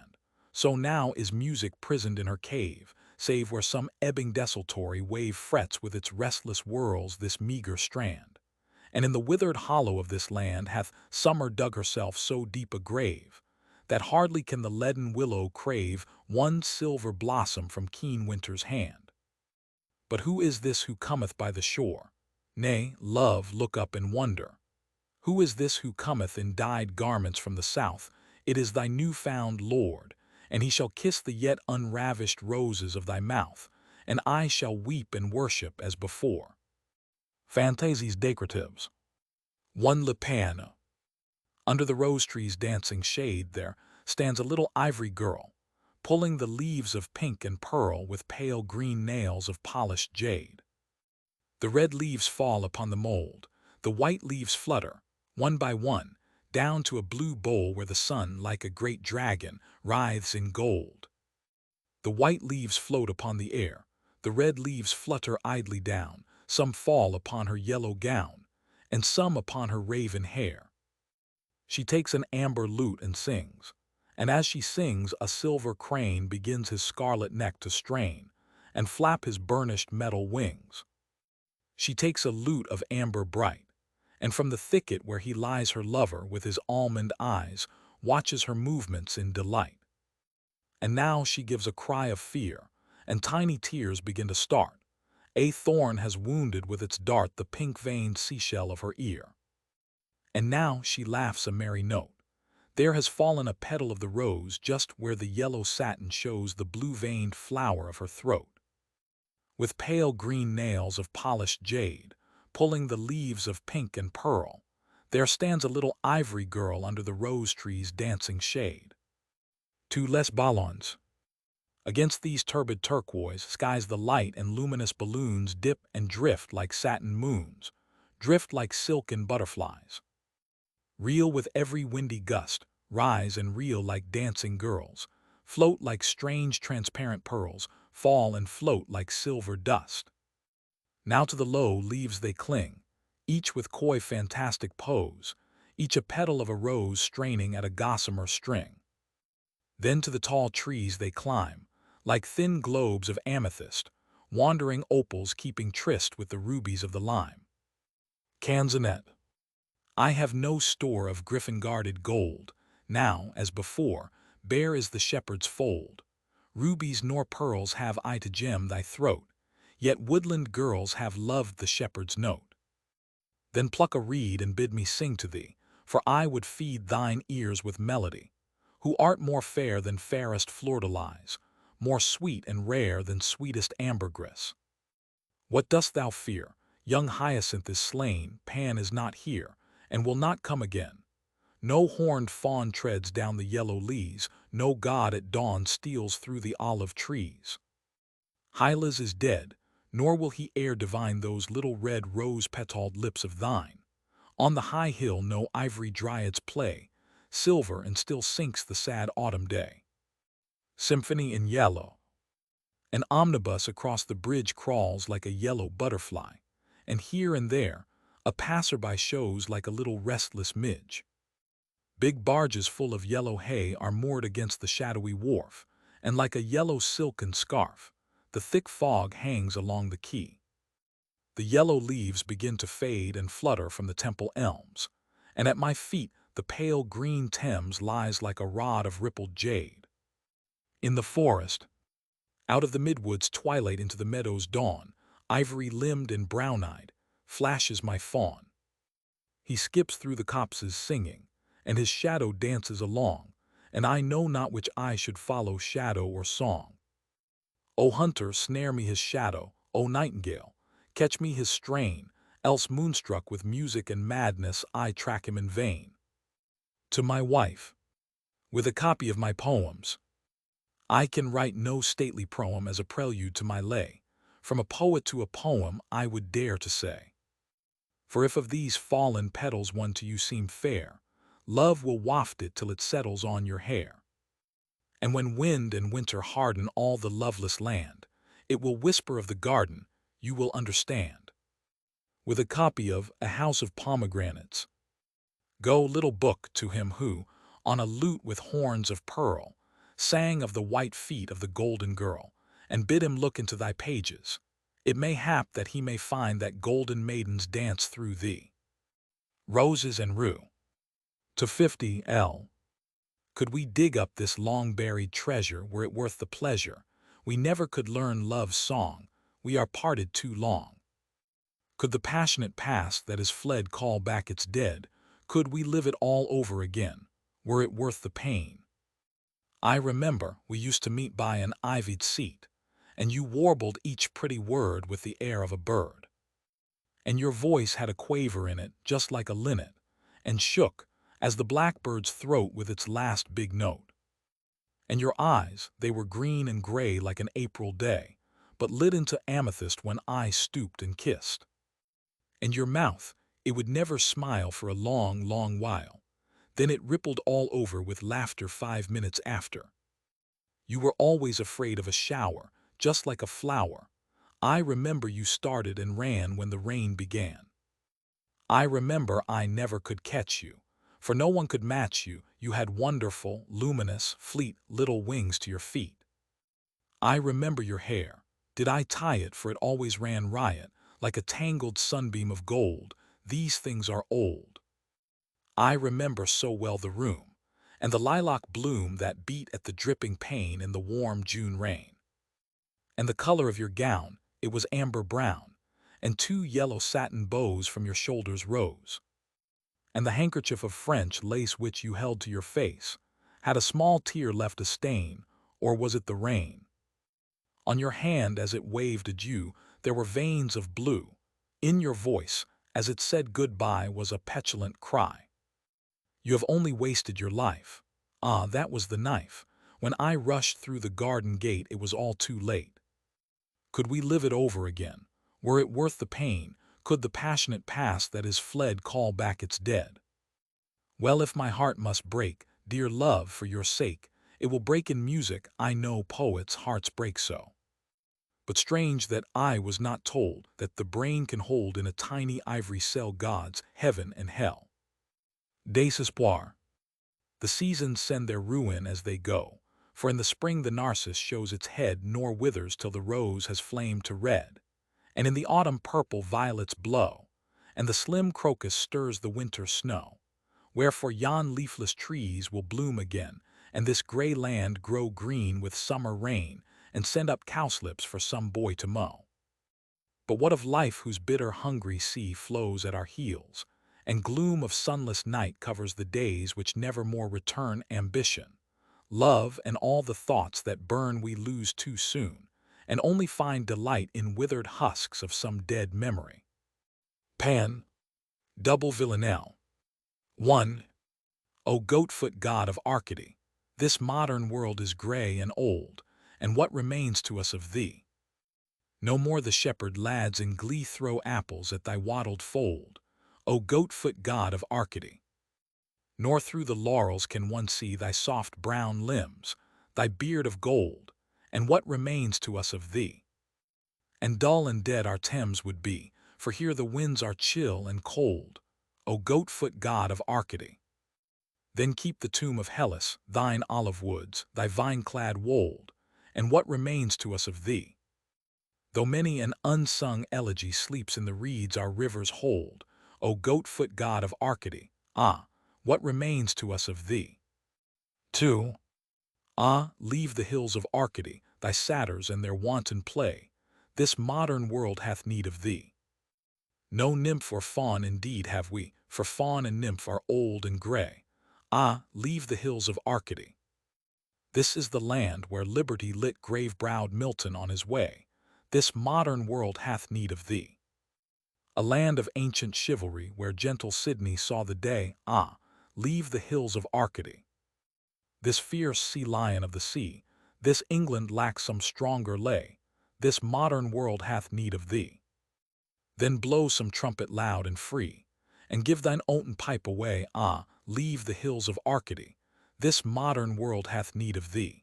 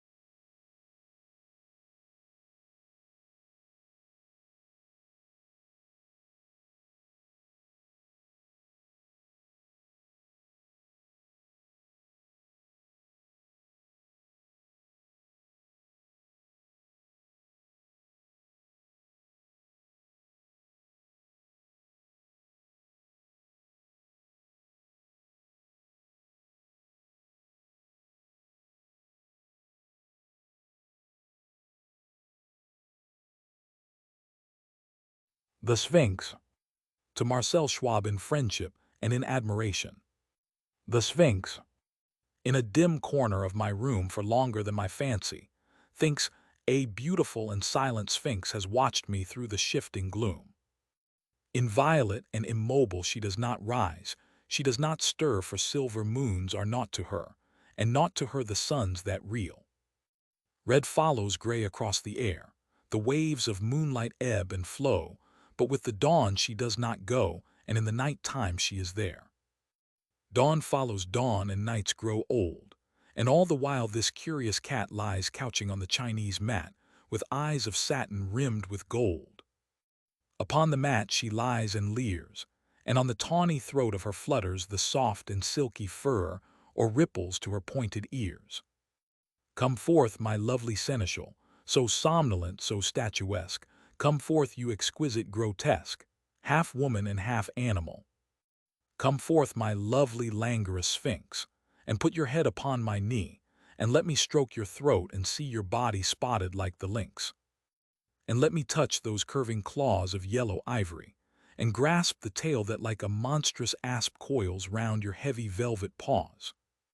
1,000 weary centuries are thine, while I have hardly seen some 20 summers cast their green for autumn's gaudy liveries.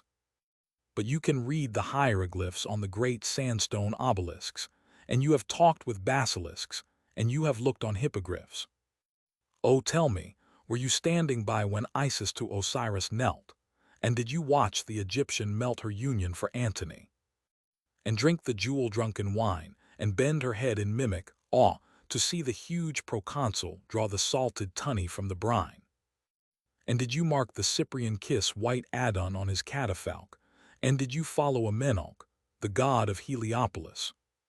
And did you talk with Thoth? And did you hear the moon-horned Io weep? And know the painted kings who sleep beneath the wedge-shaped pyramid? Lift up your large black satin eyes, which are like cushions where one sinks, fawn at my feet, fantastic Sphinx, and sing me all your memories. Sing to me of the Jewish maid who wandered with the holy child, and how you led them through the wild, and how they slept beneath your shade. Sing to me of that odorous green eve, when crouching by the marge you heard from Adrian's gilded barge the laughter of Antinous, and lapped the stream and fed your druth, and watched with hot and hungry stare the ivory body of that rare young slave with his pomegranate mouth. Sing to me of the labyrinth in which the twee-formed bull was stalled. Sing to me of the night you crawled across the temple's granite plinth, when through the purple corridors the screaming scarlet ibis flew in terror, and a horrid dew dripped from the moaning mandragores, and the great torpid crocodile within the tank shed slimy tears, and tare the jewels from his ears, and staggered back into the Nile. And the priests cursed you with shrill psalms, as in your claws you seized their snake, and crept away with it to slake your passion by the shuddering palms. Who were your lovers? Who were they who wrestled for you in the dust? Which was the vessel of your lust? What lemon had you every day? Did giant lizards come and crouch before you on the reedy banks? Did griffins with great metal flanks leap on you in your trampled couch? Did monstrous hippopotami come sidling toward you in the mist? Did gilt-scaled dragons writhe and twist with passion as you passed them by? And from the brick-built Lycian tomb, what horrible chimera came with fearful heads and fearful flame to breed new wonders from your womb? Or had you shameful secret quests, and did you harry to your home some nereid coiled in amber foam with curious rock crystal breasts? Or did you treading through the froth call to the brown Sidonian for tidings of Leviathan or Behemoth? Or did you, when the sun was set, climb up the cactus-covered slope to meet your swarthy Ethiop whose body was of polished jet? Or did you, while the earthen skiffs dropped down the gray Nilotic flats at twilight, and the flickering bats flew round the temple's triple glyphs, steal to the border of the bar and swim across the silent lake and slink into the vault and make the pyramid your lupanar, till from each black sarcophagus rose up the painted swathed dead? Or did you lure unto your bed the ivory-horned Tragelaphos? Or did you love the god of flies who plagued the Hebrews and was splashed with wine unto the waist? Or Pasht, who had green barrels for her eyes? Or that young god, the Tyrian, who was more amorous than the dove of Ashtaroth?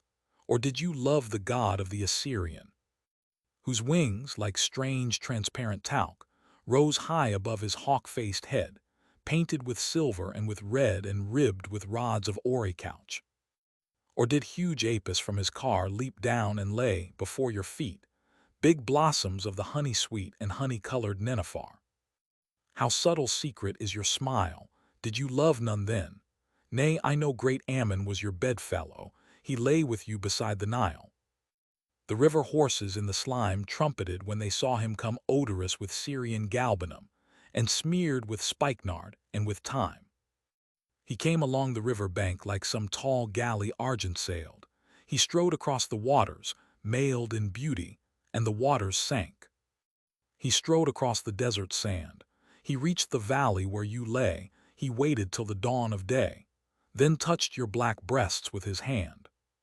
You kissed his mouth with mouths of flame. You made the horned god your own.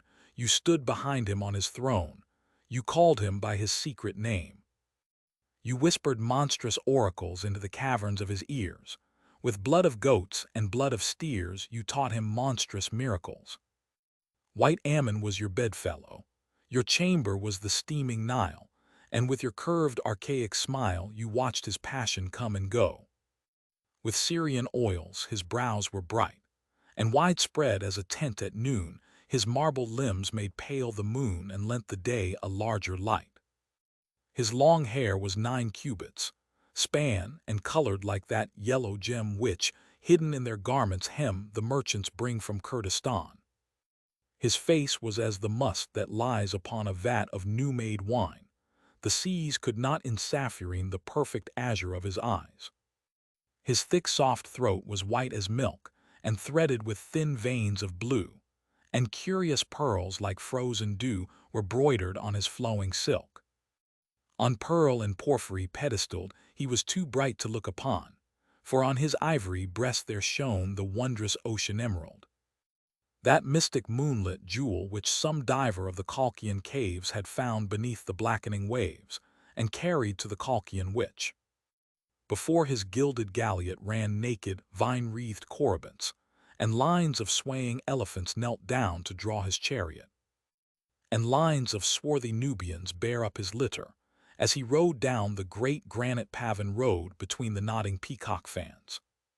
The merchants brought him steatite from Sidon in their painted ships. The meanest cup that touched his lips was fashioned from a chrysolite. The merchants brought him cedar chests of rich apparel bound with cords. His train was borne by Memphian lords. Young kings were glad to be his guests. 100 shaven priests did bow to Ammon's altar day and night. 100 lamps did wave their light through Ammon's carven house. And now, foul snake and speckled adder with their young ones crawl from stone to stone, for ruined is the house, and prone the great rose marble monolith. Wild ass or trotting jackal comes and couches in the moldering gates. Wild satyrs call unto their mates across the fallen fluted drums. And on the summit of the pile, the blue-faced ape of Horus sits and gibbers, while the fig tree splits the pillars of the peristyle. The god is scattered here and there. Deep hidden in the windy sand, I saw his giant granite hands still clenched in impotent despair. And many a wandering caravan of stately Negroes silken-shawled, crossing the desert, halts appalled before the neck that none can span. And many a bearded Bedouin draws back his yellow-striped burnous to gaze upon the Titan thews of him who was thy paladin. Go, seek his fragments on the moor and wash them in the evening dew, and from their pieces make anew thy mutilated paramour. Go, seek them where they lie alone, and from their broken pieces make thy bruised bedfellow, and wake mad passions in the senseless stone. Charm his dull ear with Syrian hymns. He loved your body. Oh, be kind, pour spikenard on his hair, and wind soft rolls of linen round his limbs. Wind round his head the figured coins. Stain with red fruits those pallid lips.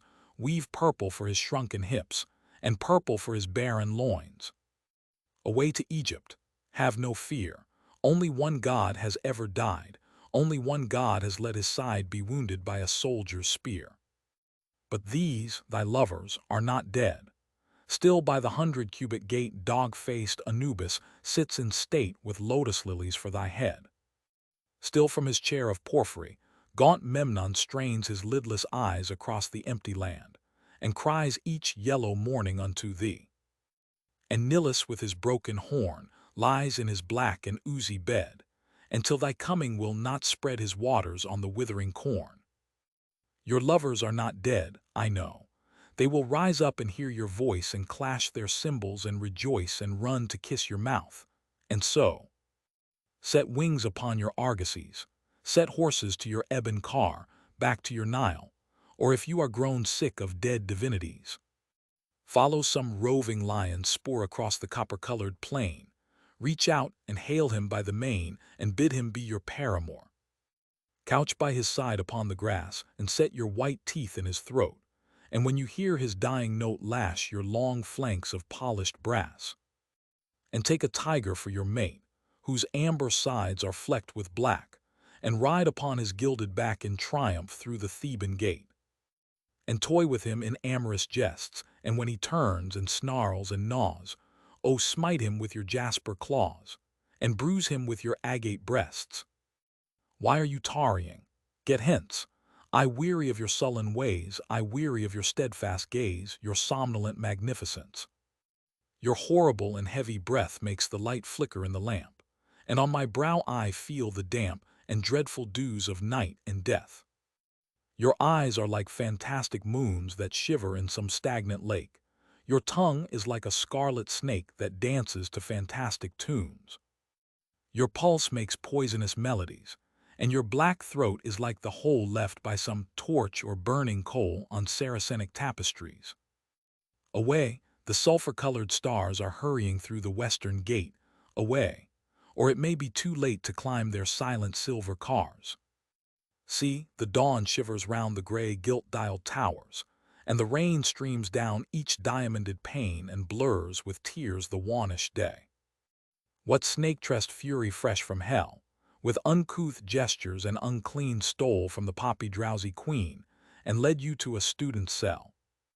What songless, tongueless ghost of sin crept through the curtains of the night, and saw my taper burning bright and knocked, and bade you enter in? Are there not others more accursed, whiter with leprosies than I, are Abana and far dry that you come here to slake your thirst? Get hence, you loathsome mystery, hideous animal, get hence, you wake in me each bestial sense, you make me what I would not be. You make my creed a barren sham, you wake foul dreams of sensual life, and Hades with his blood-stained knife were better than the thing I am. False Sphinx, by reedy Styx old Charon, leaning on his oar, waits for my coin. Go thou before and leave me to my crucifix, whose pallid burden, sick with pain, watches the world with wearied eyes, and weeps for every soul that dies, and weeps for every soul in vain.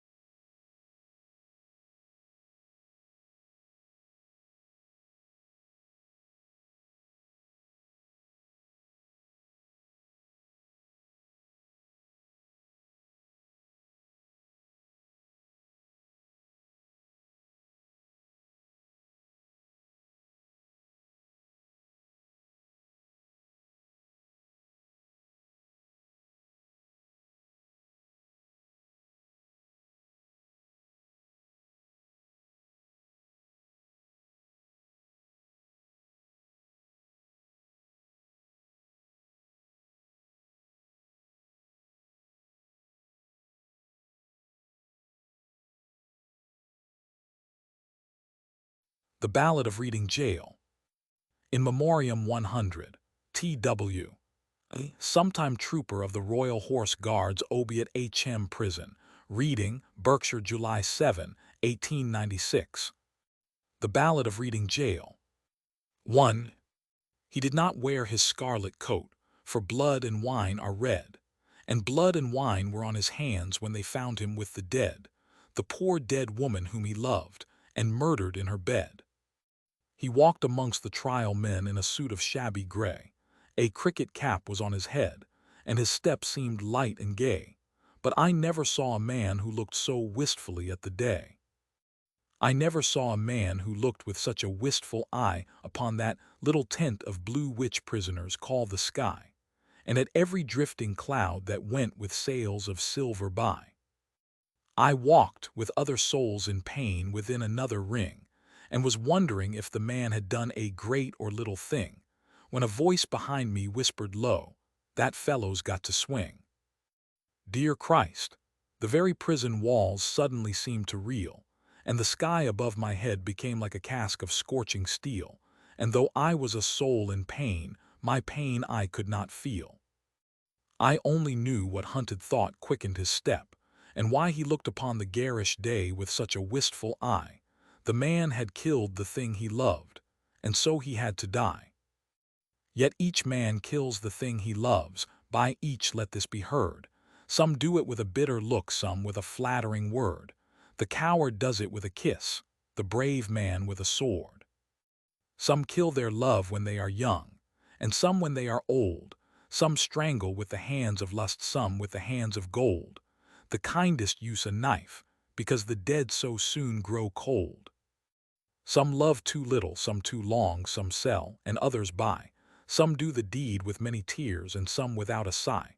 For each man kills the thing he loves, yet each man does not die. He does not die a death of shame on a day of dark disgrace, nor have a noose about his neck, nor a cloth upon his face, nor drop feet foremost through the floor into an empty space. He does not sit with silent men who watch him night and day, who watch him when he tries to weep, and when he tries to pray, who watch him lest himself should rob the prison of its prey. He does not wake at dawn to see dread figures throng his room, the shivering chaplain robed in white, the sheriff stern with gloom, and the governor all in shiny black with the yellow face of doom. He does not rise in piteous haste to put on convict clothes, while some coarse-mouthed doctor gloats, and notes each new and nerve-twitched pose, fingering a watch whose little ticks are like horrible hammer blows. He does not know that sickening thirst that sands one's throat, before the hangman with his gardener's gloves slips through the padded door, and binds one with 3 leathern thongs, that the throat may thirst no more. He does not bend his head to hear the burial office read, nor, while the terror of his soul tells him he is not dead, cross his own coffin as he moves into the hideous shed. He does not stare upon the air through a little roof of glass. He does not pray with lips of clay for his agony to pass, nor feel upon his shuddering cheek the kiss of Caiaphas. 2. 6 weeks our guardsman walked the yard, in the suit of shabby gray. His cricket cap was on his head, and his step seemed light and gay, but I never saw a man who looked so wistfully at the day.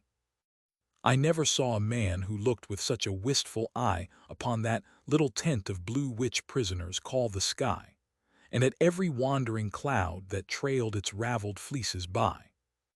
He did not wring his hands, as do those witless men who dare to try to rear the changeling hope in the cave of black despair. He only looked upon the sun, and drank the morning air. He did not wring his hands nor weep, nor did he peak or pine, but he drank the air as though it held some healthful anodyne. With open mouth he drank the sun as though it had been wine.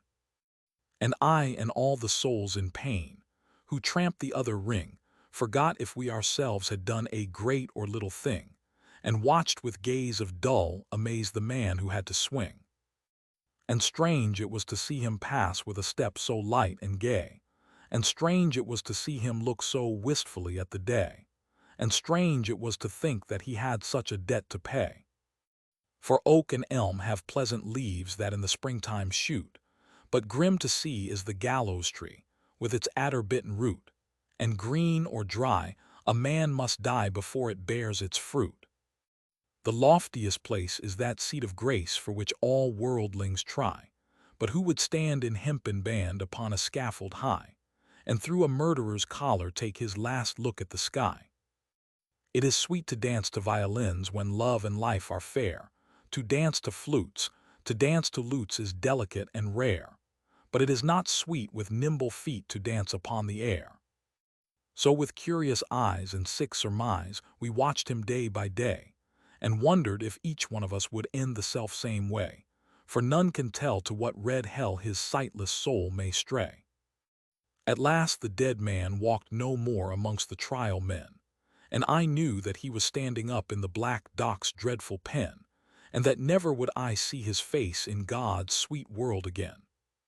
Like 2 doomed ships that pass in storm we had crossed each other's way, but we made no sign, we said no word, we had no word to say, for we did not meet in the holy night but in the shameful day. A prison wall was round us both, 2 outcast men we were, the world had thrust us from its heart, and God from out his care, and the iron gin that waits for sin had caught us in its snare. 3. In debtor's yard the stones are hard, and the dripping wall is high, so it was there he took the air beneath the leaden sky, and by each side a warder walked, for fear the man might die. Or else he sat with those who watched his anguish night and day, who watched him when he rose to weep, and when he crouched to pray, who watched him lest himself should rob their scaffold of its prey. The governor was strong upon the regulations act. The doctor said that death was but a scientific fact, and twice a day the chaplain called and left a little tract. And twice a day he smoked his pipe and drank his quart of beer. His soul was resolute and held no hiding place for fear. He often said that he was glad the hangman's hands were near. But why he said so strange a thing no warder dared to ask, for he to whom a watcher's doom is given as his task must set a lock upon his lips and make his face a mask. Or else he might be moved and try to comfort or console. And what should human pity do pent up in murderer's hole? What word of grace in such a place could help a brother's soul? With slouch and swing around the ring we trod the fool's parade. We did not care. We knew we were the devil's own brigade, and shaven head and feet of lead make a merry masquerade. We tore the tarry rope to shreds with blunt and bleeding nails. We rubbed the doors and scrubbed the floors, and cleaned the shining rails, and rank by rank we soaped the plank, and clattered with the pails. We sewed the sacks, we broke the stones, we turned the dusty drill, we banged the tins and bawled the hymns, and sweated on the mill, but in the heart of every man terror was lying still. So still it lay that every day crawled like a weed-clogged wave, and we forgot the bitter lot that waits for fool and knave, till once, as we tramped in from work, we passed an open grave. With yawning mouth, the yellow hole gaped for a living thing. The very mud cried out for blood to the thirsty asphalt ring, and we knew that ere one dawn grew fair some prisoner had to swing. Right in we went, with soul intent on death and dread and doom. The hangman, with his little bag, went shuffling through the gloom, and each man trembled as he crept into his numbered tomb. That night the empty corridors were full of forms of fear, and up and down the iron town stole feet we could not hear, and through the bars that hide the stars white faces seemed to peer. He lay as one who lies and dreams in a pleasant meadowland. The watchers watched him as he slept, and could not understand how one could sleep so sweet a sleep with a hangman close at hand.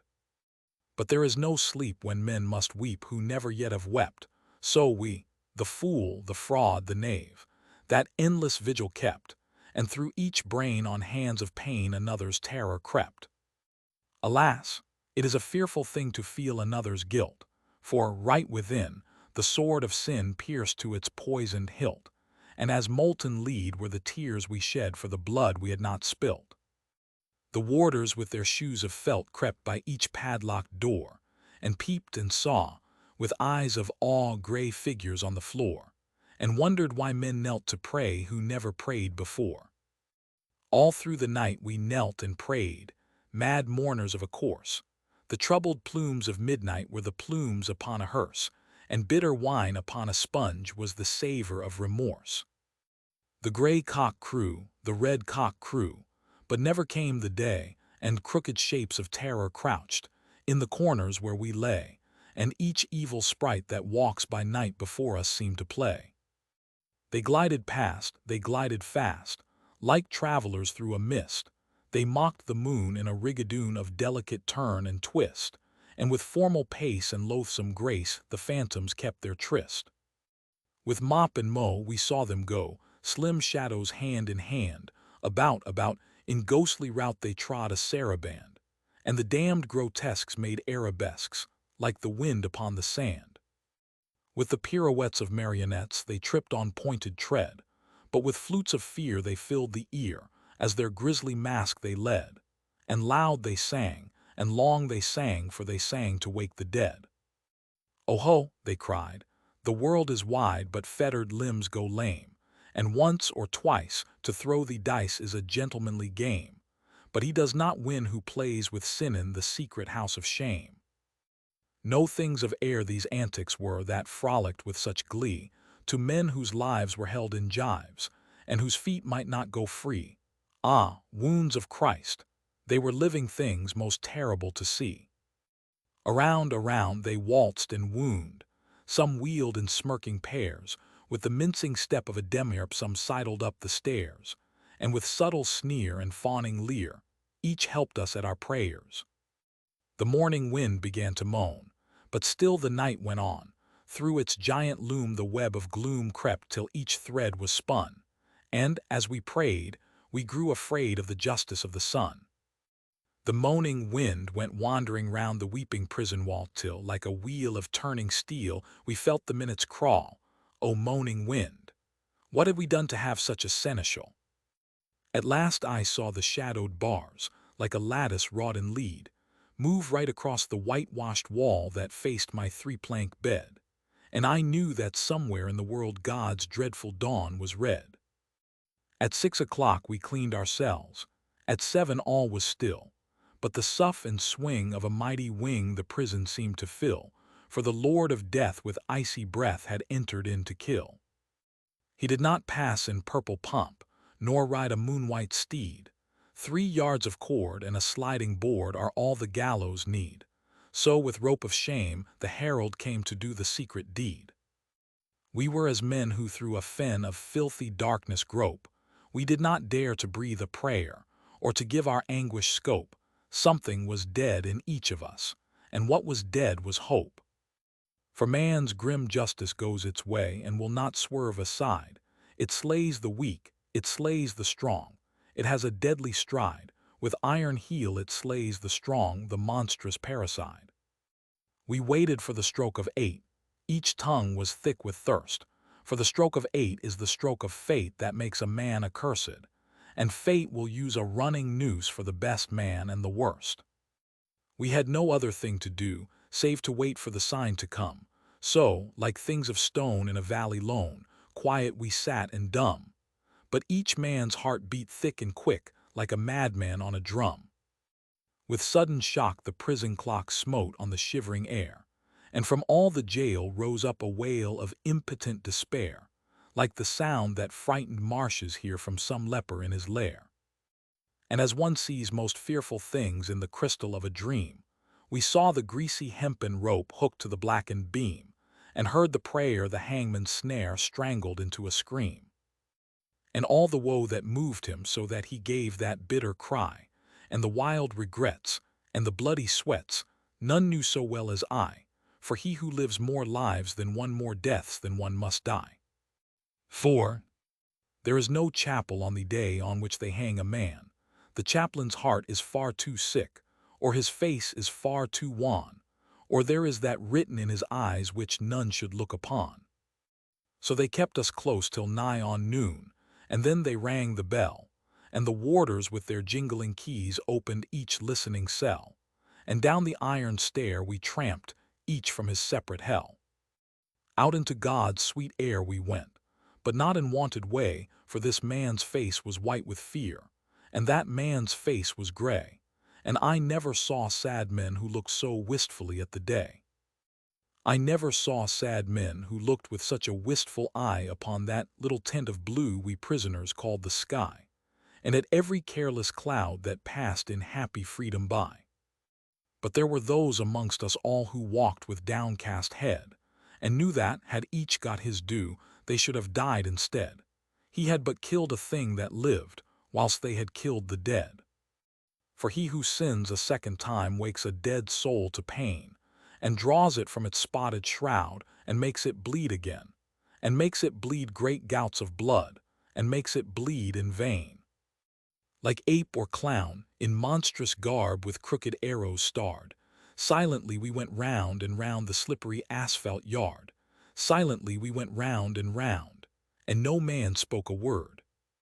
Silently we went round, and through each hollow mind the memory of dreadful things rushed like a dreadful wind, and horror stalked before each man, and terror crept behind. The warders strutted up and down and kept their herd of brutes. Their uniforms were spick and span, and they wore their Sunday suits, but we knew the work they had been at by the quicklime on their boots. For where a grave had opened wide, there was no grave at all, only a stretch of mud and sand by the hideous prison wall, and a little heap of burning lime, that the man should have his pall. For he has a pall, this wretched man, such as few men can claim. Deep down below a prison yard, naked for greater shame, he lies with fetters on each foot, wrapped in a sheet of flame. And all the while the burning lime eats flesh and bone away. It eats the brittle bone by night, and the soft flesh by day. It eats the flesh and bone by turns, but it eats the heart alway. For 3 long years they will not sow or root or seedling there. For 3 long years the unblessed spot will sterile be and bare, and look upon the wondering sky with unreproachful stare. They think a murderer's heart would taint each simple seed they sow. It is not true. God's kindly earth is kindlier than men know, and the red rose would but blow more red, the white rose whiter blow. Out of his mouth a red, red rose, out of his heart a white. For who can say by what strange way Christ brings his will to light, since the barren staff the pilgrim bore bloomed in the great Pope's sight? But neither milk-white rose nor red may bloom in prison air. The shard, the pebble, and the flint are what they give us there, for flowers have been known to heal a common man's despair. So never will wine-red rose or white, petal by petal, fall on that stretch of mud and sand that lies by the hideous prison wall, to tell the men who tramp the yard that God's Son died for all. Yet though the hideous prison wall still hems him round and round, and a spirit may not walk by night that is with fetters bound, and a spirit may but weep that lies in such unholy ground, he is at peace, this wretched man at peace, or will be soon. There is no thing to make him mad, nor does terror walk at noon, for the lampless earth in which he lies has neither sun nor moon. They hanged him as a beast is hanged.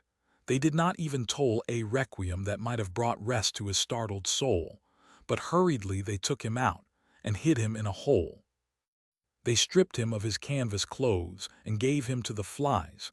They mocked the swollen purple throat and the stark and staring eyes, and with laughter loud they heaped the shroud in which their convict lies.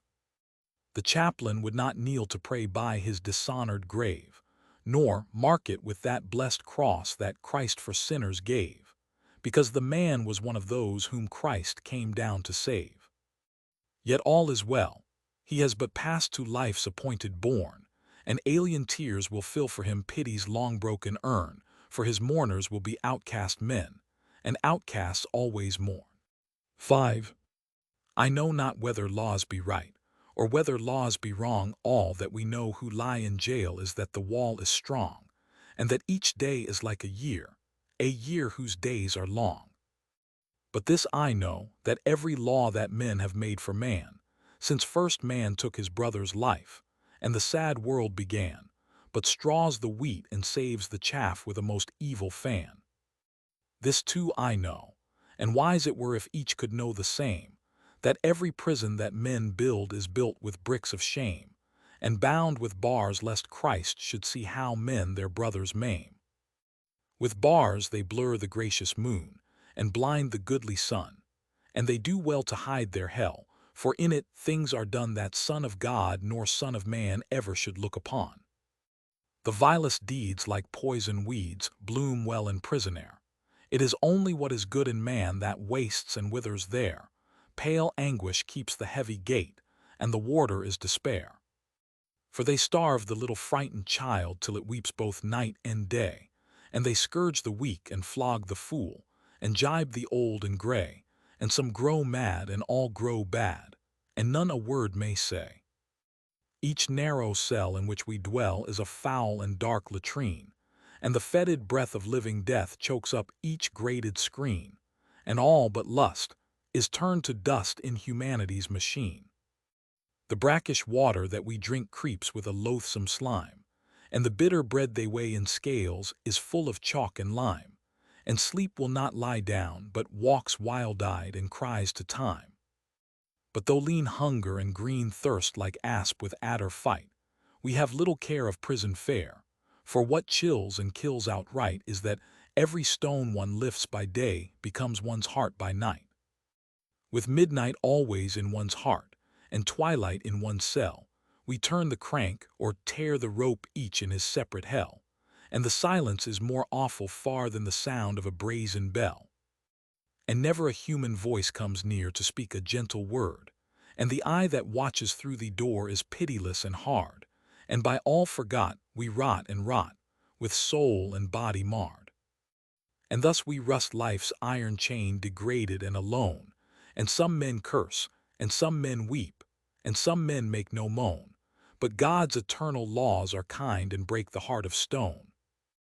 And every human heart that breaks, in prison cell or yard, is as that broken box that gave its treasure to the Lord, and filled the unclean leper's house with the scent of costliest nard. Ah, happy they whose hearts can break and peace of pardon win. How else may man make straight his plan and cleanse his soul from sin? How else, but through a broken heart may Lord Christ enter in? And he of the swollen purple throat, and the stark and staring eyes, waits for the holy hands that took the thief to paradise, and a broken and a contrite heart the Lord will not despise.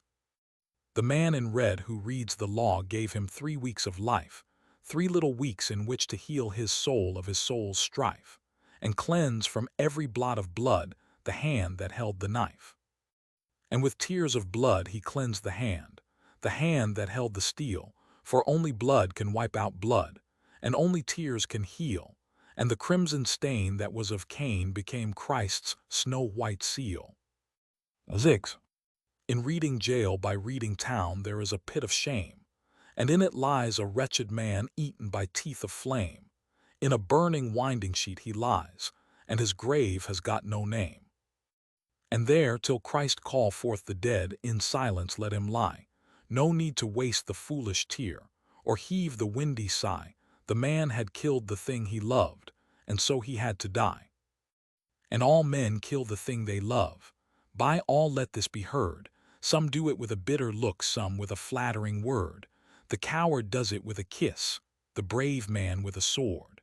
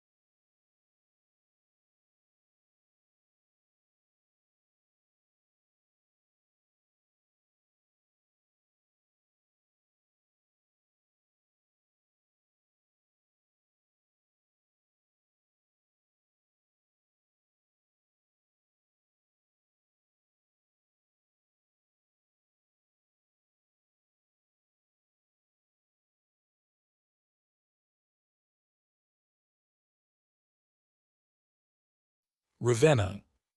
Newdigate Prize poem recited in the Sheldonian Theatre, Oxford, June 26, 1878. To my friend George Fleming, author of The Nile Novel in Mirage. Ravenna, March 1877, Oxford, March 1878. Ravenna. 1. A year ago I breathed the Italian air, and yet methinks this northern spring is fair.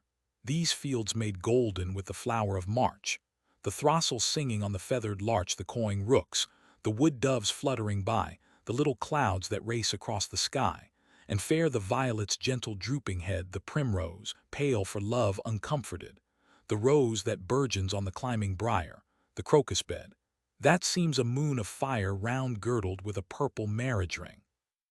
And all the flowers of our English spring, fond snowdrops and the bright-starred daffodil.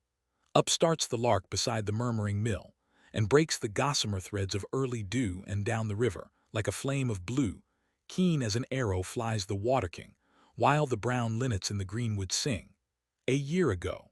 It seems a little time since last I saw that lordly southern clime, where flower and fruit to purple radiance blow, and like bright lamps the fabled apples glow. Full spring it was, and by rich flowering vines, dark olive groves, and noble forest pines, I rode at will. The moist glad air was sweet. The white road rang beneath my horse's feet, and musing on Ravenna's ancient name, I watched the day till, marked with wounds of flame, the turquoise sky to burnished gold was turned.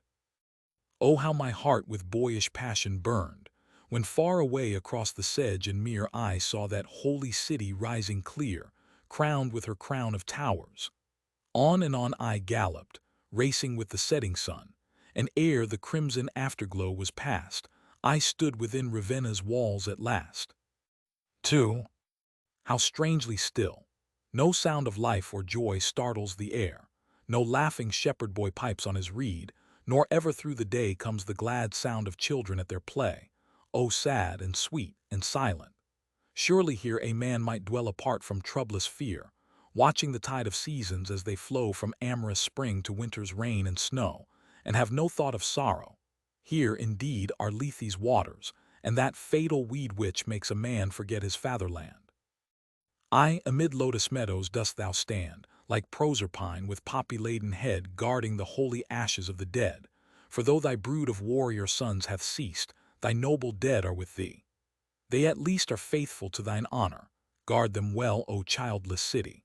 For a mighty spell, to wake men's hearts to dreams of things sublime, are the lone tombs where rest the great of time. 3. Yon lonely pillar, rising on the plain, marks where the bravest knight of France was slain, the prince of chivalry, the lord of war, Gaston de Foix. For some untimely star led him against thy city, and he fell, as falls some forest lion fighting well. Taken from life while life and love were new, he lies beneath God's seamless veil of blue. Tall lance-like reeds wave sadly o'er his head, and oleanders bloom to deeper red, where his bright youth flowed crimson on the ground. Look farther north unto that broken mound. There, prisoned now within a lordly tomb raised by a daughter's hand, in lonely gloom huge-limbed Theodoric, the Gothic king, sleeps after all his weary conquering. Time hath not spared his ruin, wind and rain have broken down his stronghold. And again we see that death is mighty lord of all, and king and clown to ashen dust must fall. Mighty indeed their glory. Yet to me barbaric king or knight of chivalry, or the great queen herself, were poor and vain, beside the grave where Dante rests from pain. His gilded shrine lies open to the air, and cunning sculptors' hands have carven there the calm white brow, as calm as earliest morn, the eyes that flashed with passionate love and scorn, the lips that sang of heaven and of hell, the almond face which Giotto drew so well, the weary face of Dante. To this day here in his place of resting, far away from Arno's yellow waters, rushing down through the wide bridges of that fairy town, where the tall tower of Giotto seems to rise a marble lily under sapphire skies. Alas, my Dante, thou hast known the pain of meaner lives, the exile's galling chain, how steep the stairs within kings' houses are, and all the petty miseries which mar man's nobler nature with the sense of wrong. Yet this dull world is grateful for thy song, our nations do thee homage, even she that cruel queen of vine-clad Tuscany, who bound with crown of thorns thy living brow, hath decked thine empty tomb with laurels now, and begs in vain the ashes of her son. O mightiest exile, all thy grief is done, thy soul walks now beside thy Beatrice, Ravenna guards thine ashes, sleep in peace. 4. How lone this palace is, how gray the walls, no minstrel now wakes echoes in these halls. The broken chain lies rusting on the door, and noisome weeds have split the marble floor. Here lurks the snake, and here the lizards run by the stone lions blinking in the sun. Byron dwelt here in love and revelry for 2 long years, a second Anthony, who of the world another Actium made, yet suffered not his royal soul to fade, or lyre to break, or lance to grow less keen, neath any wiles of an Egyptian queen. For from the east there came a mighty cry, and Greece stood up to fight for liberty, and called him from Ravenna. Never knight rode forth more nobly to wild scenes of fight. None fell more bravely on ensanguined field, borne like a Spartan back upon his shield.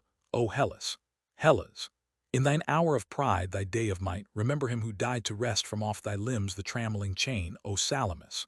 O lone Plataean plain! O tossing waves of wild Euboean sea! O windswept heights of lone Thermopylae! He loved you well, I not alone in word, who freely gave to thee his lyre and sword like Aeschylus at well-fought Marathon. And England, too, shall glory in her son, her warrior poet, first in song and fight. No longer now shall slander's venomed spite crawl like a snake across his perfect name, or mar the lordly scutcheon of his fame. For as the olive garland of the race, which lights with joy each eager runner's face, as the red cross which saveth men in war, as a flame-bearded beacon seen from far-by mariners upon a storm-tossed sea, such was his love for Greece and liberty. Byron, thy crowns are ever fresh and green, red leaves of rose from Sapphic Mytilene shall bind thy brows. The myrtle blooms for thee in hidden glades by lonely Castaly. The laurels wait thy coming. All are thine, and round thy head one perfect wreath will twine. 5. The pine tops rocked before the evening breeze with the hoarse murmur of the wintry seas, and the tall stems were streaked with amber bright. I wandered through the wood in wild delight. Some startled bird with fluttering wings and fleet made snow of all the blossoms. At my feet, like silver crowns, the pale narcissi lay, and small birds sang on every twining spray. O waving trees, O forest liberty! Within your haunts at least a man is free, and half forgets the weary world of strife. The blood flows hotter, and a sense of life wakes the quickening veins, while once again the woods are filled with gods we fancied slain. Long time I watched, and surely hoped to see some goat-foot pan make merry minstrelsy amid the reeds, some startled dryad maid in girlish flight, or lurking in the glade the soft brown limbs, the wanton treacherous face of woodland god. Queen Diane in the chase, white-limbed and terrible with look of pride, and leash of boarhounds leaping at her side, or Hylas mirrored in the perfect stream. O idle heart, O fond Hellenic dream ere long with melancholy rise and swell, the evening chimes, the convent's vesper bell, struck on mine ears amid the amorous flowers. Alas, alas! These sweet and honeyed hours had whelmed my heart like some encroaching sea, and drowned all thoughts of black Gethsemane. 6. O lone Ravenna! Many a tale is told of thy great glories in the days of old. 2,000 years have passed since thou didst see Caesar ride forth to royal victory. Mighty thy name when Rome's lean eagles flew from Britain's isles to far Euphrates blue, and of the peoples thou wast noble queen, till in thy streets the Goth and Hun were seen. Discrowned by man, deserted by the sea, thou sleepest, rocked in lonely misery. No longer now upon thy swelling tide, pine forest-like, thy myriad galleys ride. For where the brass-beaked ships were wont to float, the weary shepherd pipes his mournful note, and the white sheep are free to come and go where Adria's purple waters used to flow. O fair, O sad, O queen uncomforted, in ruined loveliness thou liest dead, alone of all thy sisters, for at last Italia's royal warrior hath passed Rome's lordliest entrance and hath worn his crown in the high temples of the eternal town. The Palatine hath welcomed back her king, and with his name the 7 mountains ring. And Naples hath outlived her dream of pain, and mocks her tyrant. Venice lives again, new risen from the waters, and the cry of light and truth, of love and liberty, is heard in lordly Genoa, and where the marble spires of Milan wound the air, rings from the Alps to the Sicilian shore, and Dante's dream is now a dream no more. But thou, Ravenna, better loved than all, thy ruined palaces are but a pall that hides thy fallen greatness, and thy name burns like a gray and flickering candle flame beneath the noonday splendor of the sun of New Italia. For the night is done, the night of dark oppression, and the day hath dawned in passionate splendor. Far away the Austrian hounds are hunted from the land, beyond those ice-crowned citadels which stand girdling the plain of royal Lombardy, from the far west unto the eastern sea. I know, indeed, that sons of thine have died in Lyssa's waters, by the mountain side of Espramont, on Novara's plain, nor have thy children died for thee in vain. And yet, methinks, thou hast not drunk this wine from grapes new crushed of liberty divine. Thou hast not followed that immortal star which leads the people forth to deeds of war. Weary of life, thou liest in silent sleep as one who marks the lengthening shadows creep, careless of all the hurrying hours that run, mourning some day of glory, for the Son of Freedom hath not shewn to thee his face, and thou hast caught no flambeau in the race. Yet wake not from thy slumbers, rest thee well, amidst thy fields of amber asphodel, thy lily-sprinkled meadows, rest thee there to mock all human greatness. Who would dare to vent the paltry sorrows of his life before thy ruins, or to praise the strife of kings' ambition and the barren pride of warring nations? Wert not thou the bride of the wild lord of Adria's stormy sea, the queen of double empires? And to thee were not the nations given as thy prey? And now thy gates lie open night and day, the grass grows green on every tower and hall, the ghastly fig hath cleft thy bastioned wall, and where thy mailed warriors stood at rest the midnight owl hath made her secret nest. O fallen, fallen, from thy high estate, O city trammelled in the toils of fate, doth naught remain of all thy glorious days but a dull shield, a crown of withered bays? Yet who beneath this night of wars and fears from tranquil tower can watch the coming years? Who can foretell what joys the day shall bring, or why before the dawn the linnets sing? Thou, even thou, mayst wake, as wakes the rose to crimson splendor from its grave of snows, as the rich cornfields rise to red and gold from these brown lands, now stiff with winter's cold, as from the storm-rack comes a perfect star. O much-loved city, I have wandered far from the wave-circled islands of my home, have seen the gloomy mystery of the dome rise slowly from the drear Campagna's way, clothed in the royal purple of the day. I from the city of the violet crown have watched the sun by Corinth's hill go down, and marked the myriad laughter of the sea from starlit hills of flower-starred Arcady. Yet back to thee returns my perfect love, as to its forest nest the evening dove. O poet city, one who scarce has seen some 20 summers cast their doublets green for autumn's livery, would seek in vain to wake his lyre to sing a louder strain, or tell thy days of glory. Poor indeed is the low murmur of the shepherd's reed, where the loud clarion's blast should shake the sky and flame across the heavens. And to try such lofty themes were folly. Yet I know that never felt my heart a nobler glow than when I woke the silence of thy street with clamorous trampling of my horse's feet, and saw the city which now I try to sing, after long days of weary traveling. 7. Adieu, Ravenna. But a year ago I stood and watched the crimson sunset glow from the lone chapel on thy marshy plain. The sky was as a shield that caught the stain of blood and battle from the dying sun, and in the west the circling clouds had spun a royal robe, which some great god might wear, while into ocean seas of purple air sank the gold galley of the Lord of Light. Yet here the gentle stillness of the night brings back the swelling tide of memory, and wakes again my passionate love for thee. Now is the spring of love, yet soon will come on meadow and tree the summer's lordly bloom, and soon the grass with brighter flowers will blow, and send up lilies for some boy to mow. Then before long the summer's conqueror, rich autumn time, the season's usurer, will lend his hoarded gold to all the trees, and see it scattered by the spendthrift breeze, and after that the winter cold and drear. So runs the perfect cycle of the year, and so from youth to manhood do we go, and fall to weary days and locks of snow. Love only knows no winter, never dies, nor cares for frowning storms or leaden skies, and mine for thee shall never pass away, though my weak lips may falter in my lay. Adieu, adieu. Yon silent evening star, the night's ambassador, doth gleam afar, and bid the shepherd bring his flocks to fold. Perchance before our inland seas of gold are garnered by the reapers into sheaves, perchance before I see the autumn leaves, I may behold thy city, and lay down low at thy feet the poet's laurel crown. Adieu, adieu.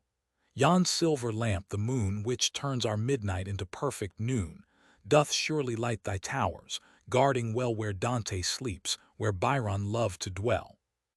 Printed by T. and A. Constable, Printers to His Majesty at the Edinburgh University Press.